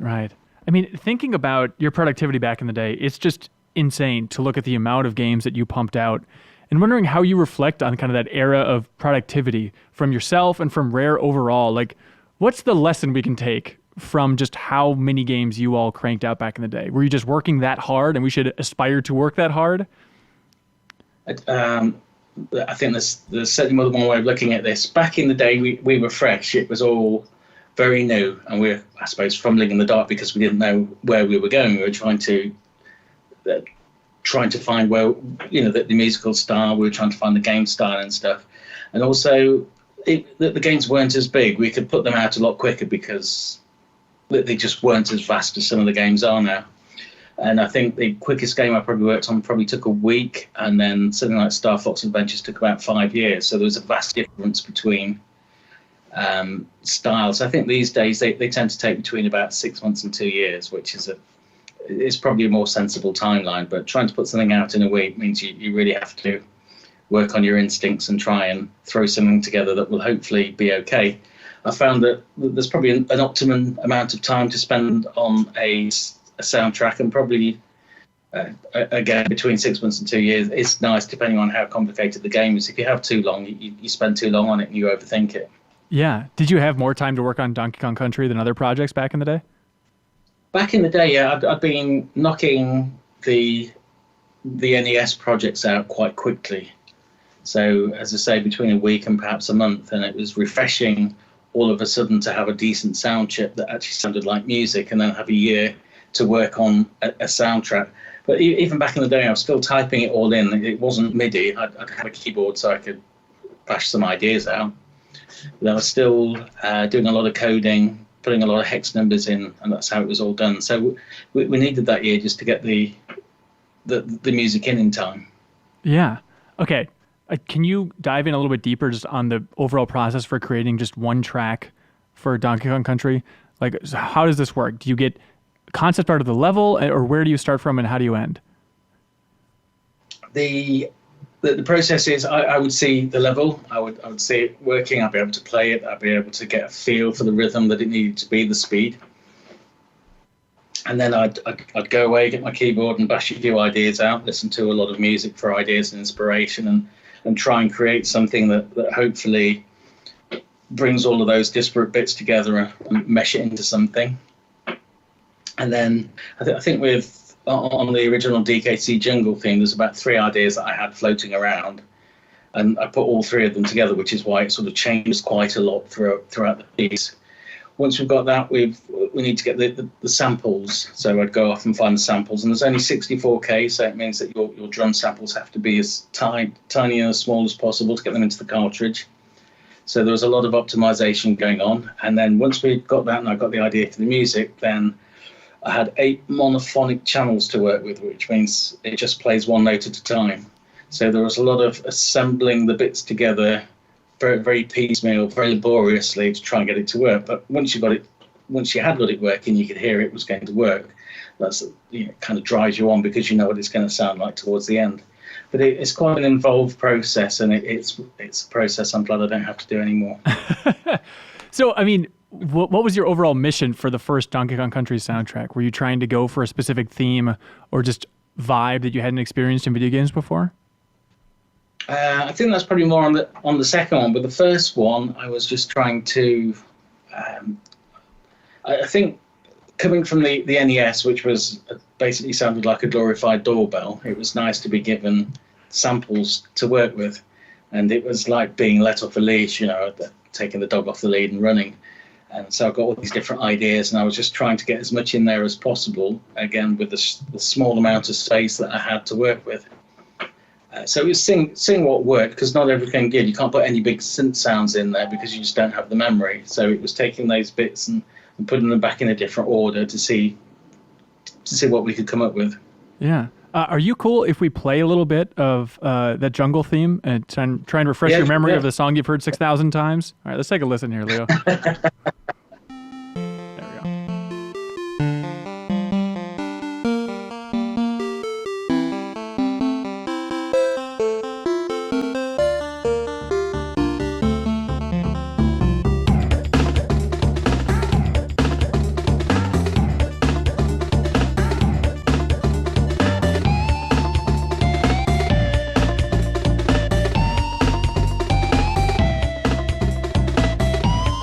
So that transition, or like when the beat drops, the Donkey Kong beat drops there, that's what you're talking about, of like stitching different versions together here?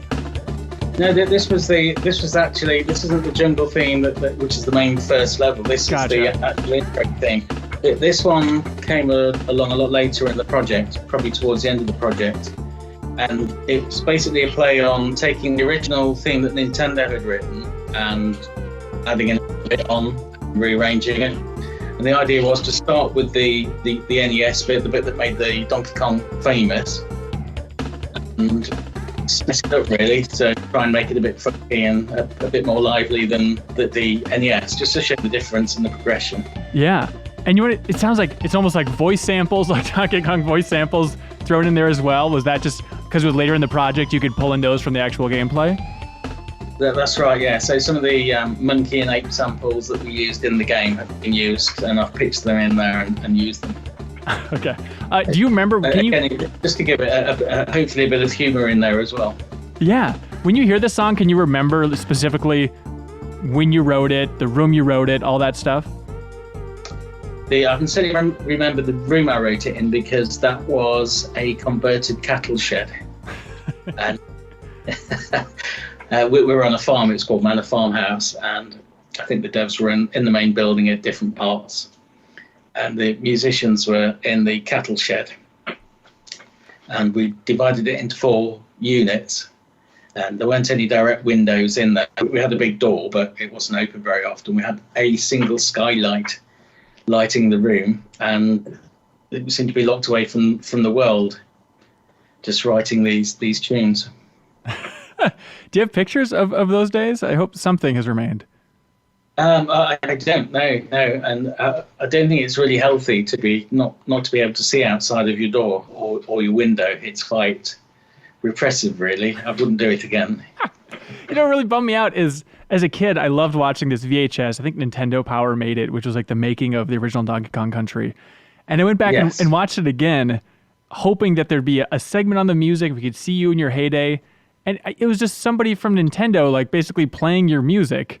It was such a bummer not to see you and, like, the core of Rare interviewed for that. Yes, so they were very protective over us, so they did kind of shield us from it, or shield the world from us. I don't know which way around it was. I think they should have shielded the world from that host of that video. But yeah, I see what you're saying. Yeah, and also we didn't know how big it was going to be then. We were just making a game as far as we thought. You know, we knew it was pretty cool because it was on the Super NES, but it wasn't the next gen. It wasn't the next Sega or the next N64 or anything. We were just trying to make this Super NES cartridge bigger and better than it was. But we didn't have any idea for several years how big that game was going to be. Do you remember, like, the first discussions about what this project was going to be, like what the pitch was from Nintendo of what they wanted? I think it wasn't like a big discussion where we all sat down and this is what it's going to be. It kind of morphed into it, where we'd been showing Nintendo the 3D renders and the advanced computer graphics, as they called it, the ACM software, where they were taking pre-rendered graphics and making them work, and everything suddenly looked as they could pick it up and take it out of the screen. It looked quite good, and it morphed there, really. You could see the difference between the graphics. Then they looked a whole lot better. And I think as a music department, we decided that we needed to make the music that we were making to be on par as best we could with these new advanced graphics. Yeah, that's wild. Do you have a favorite track from the Donkey Kong Country series that you want to dive into and tear apart a little bit here? I think my favorite one on DKC1 was the Aquatic Ambience. And what I'd done, I had this synth called a Chord Wave Station, and it used very small waveforms, which was handy because we didn't have much memory on the Super NES, and they didn't have resonant filters or anything on the first wave station. And so to get the idea that you get these synth sounds that kind of go wah like that, you know, so it sounded squelchy and stuff. They were taking these little waveforms, which were tiny, and they were just running through them in sequence, and you get the effect that you were turning the synthesizer controls. So I borrowed that idea, and because because I was still typing everything in, I could type everything as subroutines. I didn't have to use MIDI, so I could program it to do whatever I wanted at that point, and that's how I got it to sound probably a little more synthetic and more synthy, and to do more than you might imagine the Super NES chip would do, because I was borrowing this style from the Chord Wave Station. And with Aquatic Ambience was the first time I got the idea. So there's 8 different sounds, and I've just put them in quarter notes or 8 notes, and they just go along. And that's the bass line, just stepping through these different, very short sounds. And that created the rhythm, and everything else is built on top of that. Yeah. Leo, you want to pipe that into the... There we go. There we go.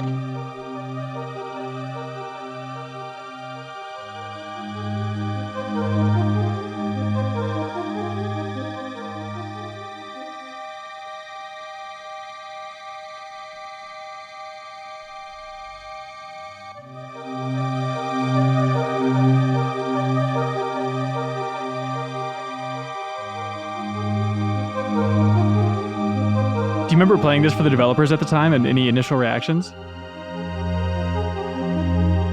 I do. I wondered whether they'd like it. Spent 5 weeks together. Sorry, you're breaking up a little bit, David. What'd you say? I spent about 5 weeks putting this together. Just this one track? Just this one track, just to see whether the technology would work. Wow. So this was like the biggest technological feat, you think, from that first game? Yeah, so you can hear it now stepping through those waves on the bass line. If you have a listen.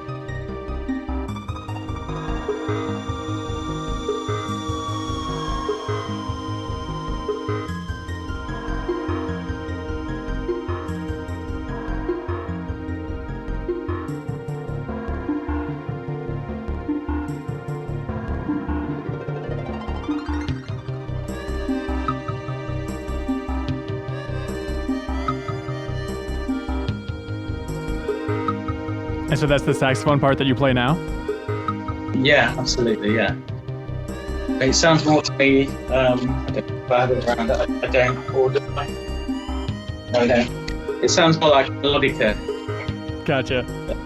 and sometimes I do play it on the melodica, but it just sounds more musical on the saxophone. Yeah, absolutely. What were your main inspirations back then for the first Donkey Kong Country? Who were you listening to a lot? Who were you pulling from in your mind?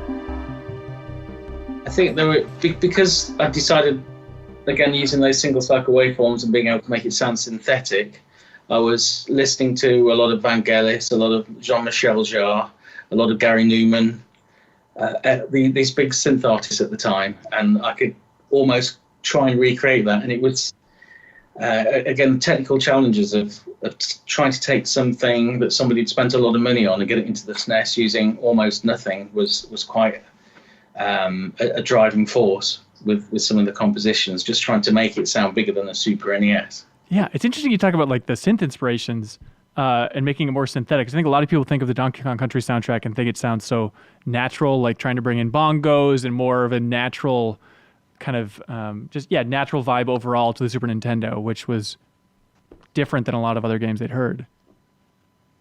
Yeah, I've always been drawn to African and Latin American percussion and things like bongos, congas, shakers, that kind of stuff. And I just find it a bit more interesting than just having a drum kit. I like drum kits, and it's nice to have a great drum kit game, but it's nice to enhance it with percussion. I think that comes from, I used to work in a music shop before I worked for Rare, and we had these early drum machines. There was the 707, and I also had the 727, which had the percussion. And the 707 sounded great, which was the drum kit, and the percussion was a bit disappointing. But then when you played them both together, it was absolutely awesome. So from an early sort of perspective, I'd had this idea that getting the drum kit and then adding the percussion really adds something. So that's really where all the percussion was, because I just like listening to percussion with drum kits. So there was a lot of percussion. Yeah, that's nice. Can we pop in to Gangplank Galleon, Leo?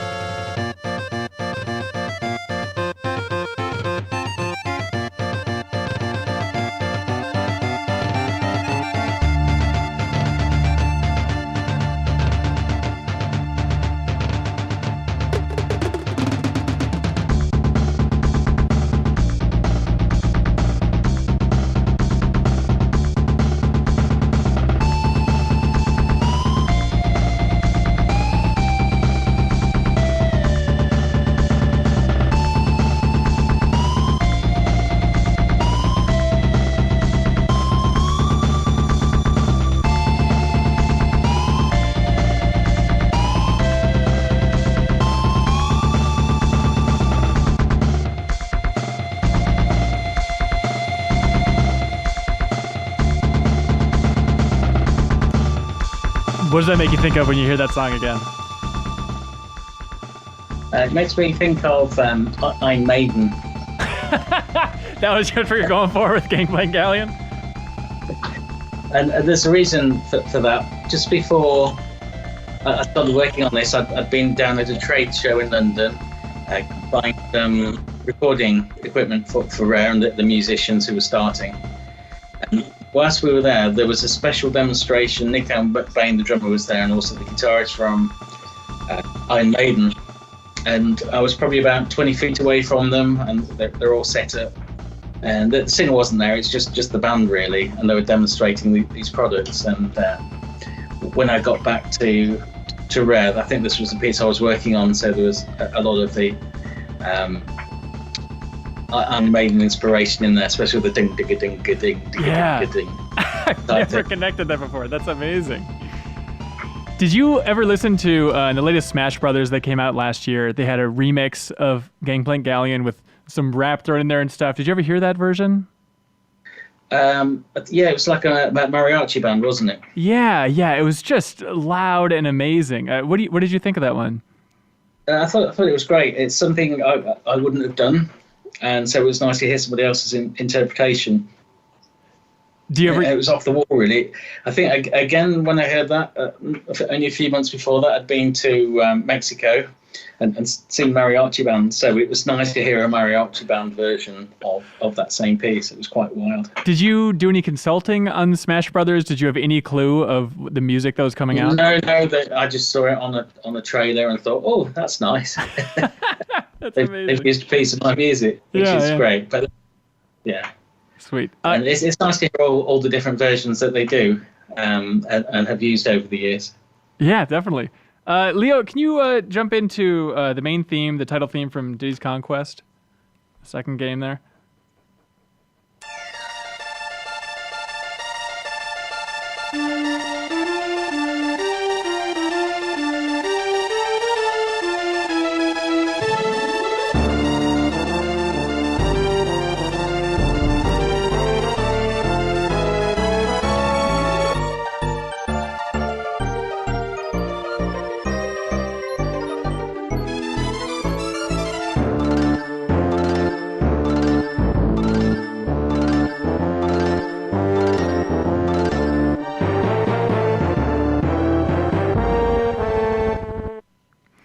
What does it make you think of?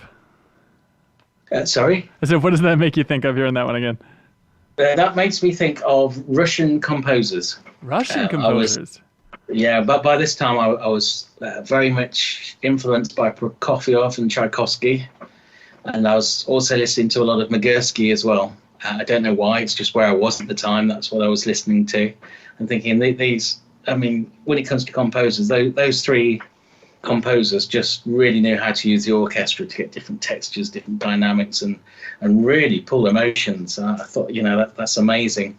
And I was trying to get some of that into the whole of the DKC2 scoring as well, because it was darker, it was a darker game. It kind of fitted well with what they were doing. So that's kind of what I'm thinking of and remembering listening to so much Prokofiev, and I can't even pronounce his name, sorry, Prokofiev. And Tchaikovsky. I mean, they're both amazing composers. And Magursky as well. He was another one who was very influential at the time. Oh, that's nice. And so that's what it. And also, the way that they're using stuff, it's really quite good. And again, we've done the stuff with the first game, and on this second game, it was trying to make it sound orchestral. And when you've only got like 64K of memory, to be able to get anything that even remotely sounds orchestral was quite an achievement. It was just where I was, and I was quite happy with the result. I used to love that main theme so much. I remember just blasting it on a friend's Game Boy and like holding it up to my ear just over and over again. And also, I was in love with the movie Hook at the time, and like the main theme of Hook has a lot of similarities to that. Does that get brought up a lot to you? It does, and again, the main theme of Hook has referenced some of the same composers I was listening to as well. Oh, so, it was. It was interesting to hear that in the 12/8 thing with the da-da-da-da-da strings. So I've used something similar, and but the orchestration or the main theme were definitely Prokofiev, and the way he uses his trombones and blasts it through, and again Magursky as well. Where you've got that really big melody, the brass. Oh, that's interesting. So even though there's like the pirate ship connection and sense of adventure and all that stuff, you just saw it as a coincidence that also John Williams was pulling from the same Russian ancestry? I'm not sure. He was certainly using similar voicings. to the Russian composers. So it was nice to hear it. And again, with it being Hook, it kind of had the same kind of vibe. And there's a lot of, it goes back to the Gangplank Galleon where it's also 12/8. It's kind of hooks in with that. No pun intended. So, but I was listening to a lot of nautical themes, and they do tend to be in 12/8. Okay, interesting. Can we listen to Lockjaw's Saga a little bit, Leo?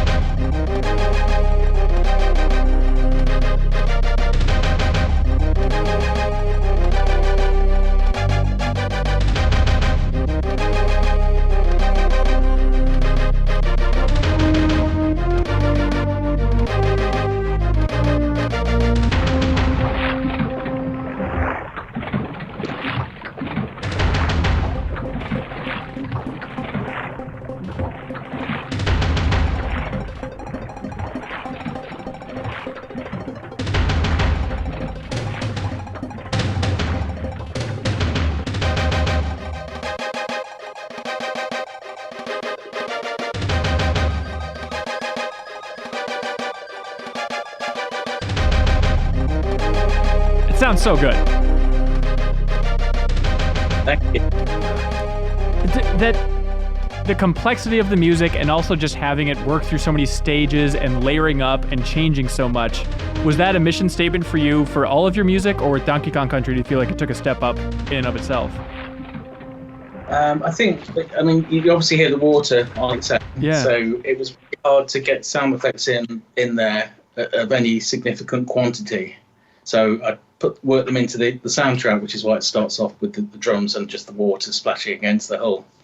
Again, there's the direct Russian composer influence coming in there with the dancing strings, with the woodwind dancing around on the top, and these big horn melodies coming in underneath. So that's really, again, the inspiration for that. Dumb question. The water sound effects, is that literally you swashing a bucket around, or do you have to just create that all digitally and hope it sounds somewhat like water? No, it was... There were a few sound effects from sound effects CDs that we had at the time. I don't know which ones it was, but I'd just taken these snippets of sound effects and tried, again, the way we're doing it musically, just to try and get this feeling that you were actually on a boat with some water swirling around. Yeah. Again, limited resources, so it was just doing what we could do with what we were given. Yeah, absolutely. And so can you talk about your working relationship with Grant Kirkhope back then? Because he was also, starting at Rare around this era, right? It was around that era, because I think the first thing that we got him to do was to take the DKC2 soundtrack and convert it over to the Game Boy, which was no easy feat. So he set up training at the deep end, and he was in the chicken shed, whereas I was in the cow shed. So would you hear about a new project and then the two of you would compete to see who would actually get to write music for it, or did you have first pick for everything moving on, or how did that relationship work? Oh no, it was definitely it was run by Tim and Chris Stamper, and what they said went. So whatever they wanted happened, really. So we'd graciously accept their decision. How would you describe your overall sensibilities at the time compared to Kirkhope's? How did you guys differentiate? I think you'd have to ask Grant that, really. Sure. I mean, we obviously have different styles and we do things differently, which is good when you've got many games coming out and lots of different composers. But I think we probably complement each other quite well now.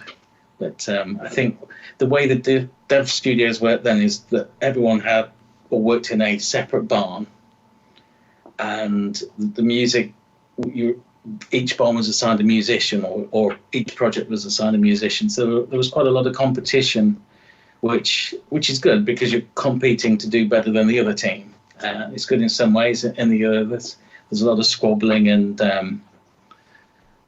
stuff like that. But we were quite young at the time, and it was just the way it was. I'm not sure it was the best way, but it kind of worked out quite well because people are still humming the tunes that both me and Grant did, so we can't really complain. Yeah, absolutely. Did you ever get any feedback from like Koji Kondo within Nintendo about the soundtrack to Donkey Kong Country? No, the only feedback I really got at the time, I think Miyamoto-san came over at some point or a couple of times, and he seemed quite enthusiastic.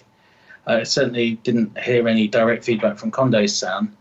It was Yamamoto-san who, when I went over to Retro Studios many, many years later, who it gave me some feedback on what we were doing. And they were just trying to work out, going back then, how we'd managed to do what we'd done, really. And so I was explaining, oh, yeah, we coded it all. There's no MIDI and stuff like that. So that's how we did it. But it wasn't until really I was at Retro Studios that I actually got some direct feedback.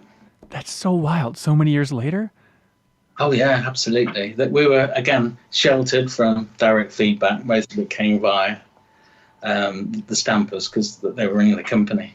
Yeah. And I think in some ways that was good because I think in any company there's a lot of noise coming from people who are wanting different things, that business end of stuff. When you're trying to be creative and work on music, you don't need to concern yourself with any of that. So I think it probably worked quite well. Yeah. Would you ever be interested in working with Retro again in the future? Oh, if they were to ask, of course. Yeah, absolutely. Do you have just a ton of unreleased tracks that you've created that will just never see the light of day?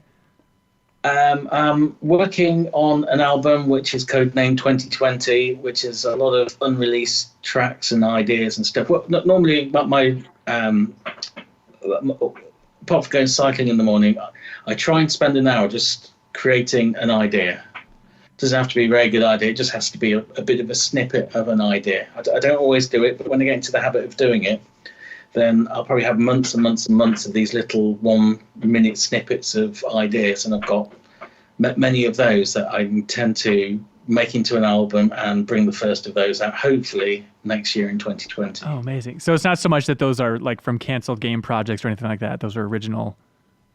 Yeah, they're original. I think one of the things I learned at Rare is if we hadn't quite got something right, if we'd present a tune to the stampers and we'd say, well, I've got this one, and they go, yeah, it's not quite right. If you were to take back an amended version of the same tune, they'd reject it again.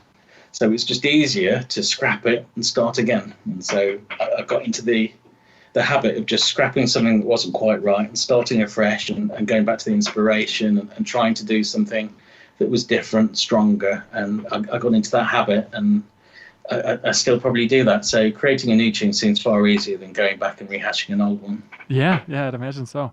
If you could work on any game series, what would you want to work on?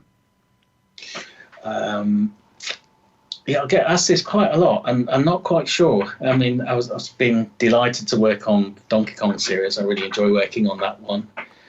Zelda, I'd love to work on Zelda, given the choice. But then things like Metal Gear Solid, that'd be awesome. Really? What about that attracts you?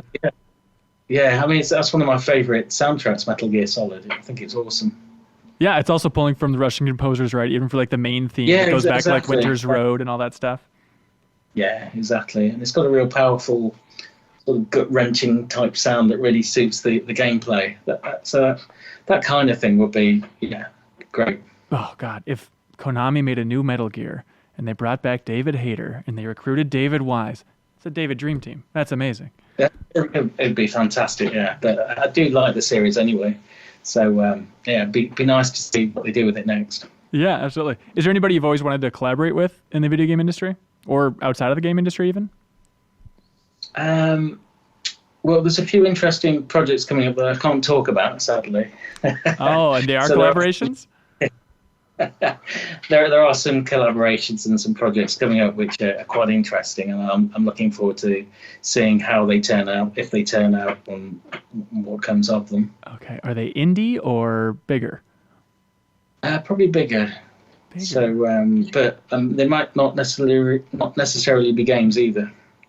Oh, very interesting. Have you done much work? Interesting. Do you want to compose films and TV shows moving forward? It's different. I can't give anything away because Nope. I'm sworn to secrecy. Of course. But there's a few different types of media I've been working with. So I'm looking forward to seeing the final result of those. Interesting. Were you asked to consult on that Donkey Kong Country TV show back in the day at all? No, not at all. No.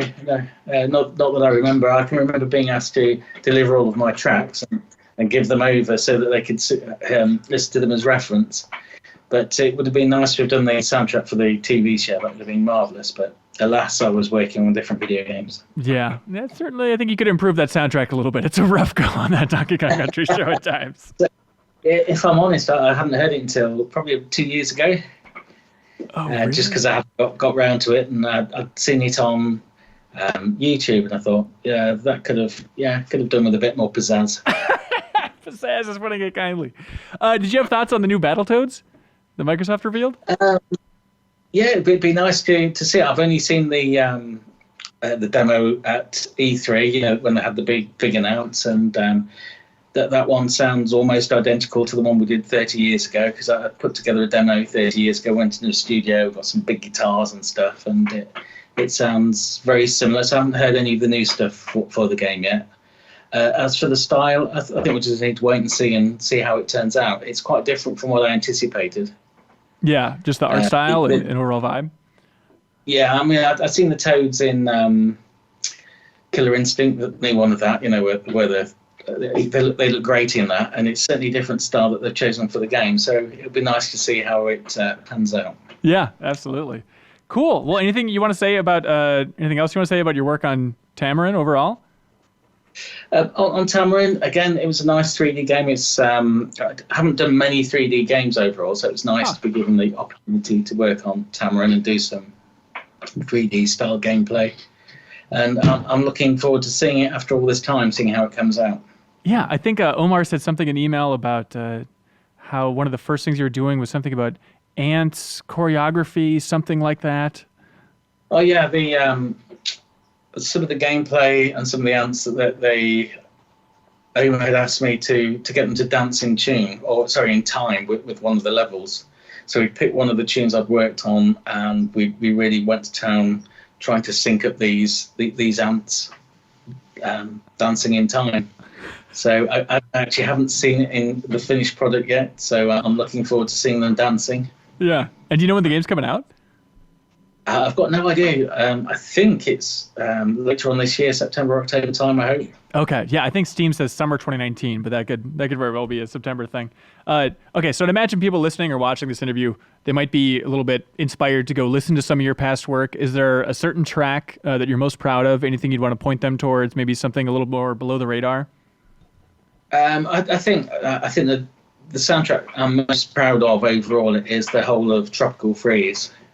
It's very nice to come back to the series, and I certainly went for it again, but I had the freedom of using large computers, lots of VST instruments, lots of live instruments, and so again it was almost like going from the NES to the Super NES. It's like being given this freedom. Well, you can do what you want now, David, get on with it. So I think the whole of it, I do listen to that. That's probably one soundtrack I do listen to and think, oh yeah, that kind of worked. Oh, that's amazing. Is there one track in particular we could dissect a little bit here? There is, but the trouble is, the name I've given a track has a different name in the actual game. So perhaps you could read a few of the track names off. I might be able to tell you. Okay, Leo in the booth. If you could read off every track title for Tropical Freeze, please. Yeah. Mangrove Cove. Shipwreck Shore. No. Canopy Chaos. Oh, Seashore War. That's it. Seashore War. That's my favorite. Okay, let's see. Seashore War. Coming up. Thanks, DJ Leo. You're the best, man.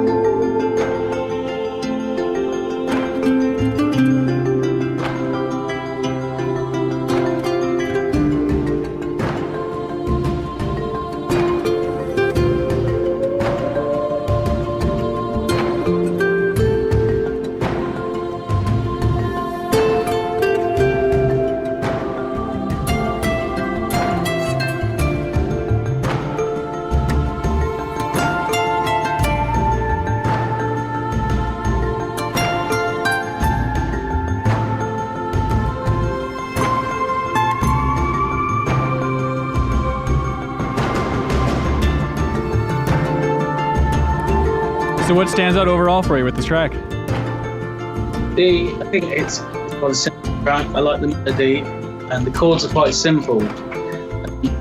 Some of them are quite off-key on purpose from the high notes. They don't quite fit, and it's that discordant anxiousness that you get with some of the chords going through. So overall, it sounds quite laid back, but there's that kind of tension that's building all the time, and I like the textures that are going on. Yeah, it has to be nice too to work with, I'd imagine, a guitarist on this track as well. And is it also a choir? Yeah, it's a friend of mine who's over in Norway with us. He's called Phil Jordan, and he'd done the guitaring on it. That's got to be nice, because, I mean, when you listen to the old Donkey Kong soundtracks, I'd imagine you just imagine yourself in the barn, right? Now you can listen to this and imagine actually collaborating with and what the room was like and stuff like that for all these different scenarios. Yeah, that's right. Trying to hook it up, we got the nylon guitar, and I don't know, we probably recorded hundreds of takes, just bit by bit, just trying to get the right one. Oh, that's amazing. Just to get the phrasing right and that kind of stuff. Yeah.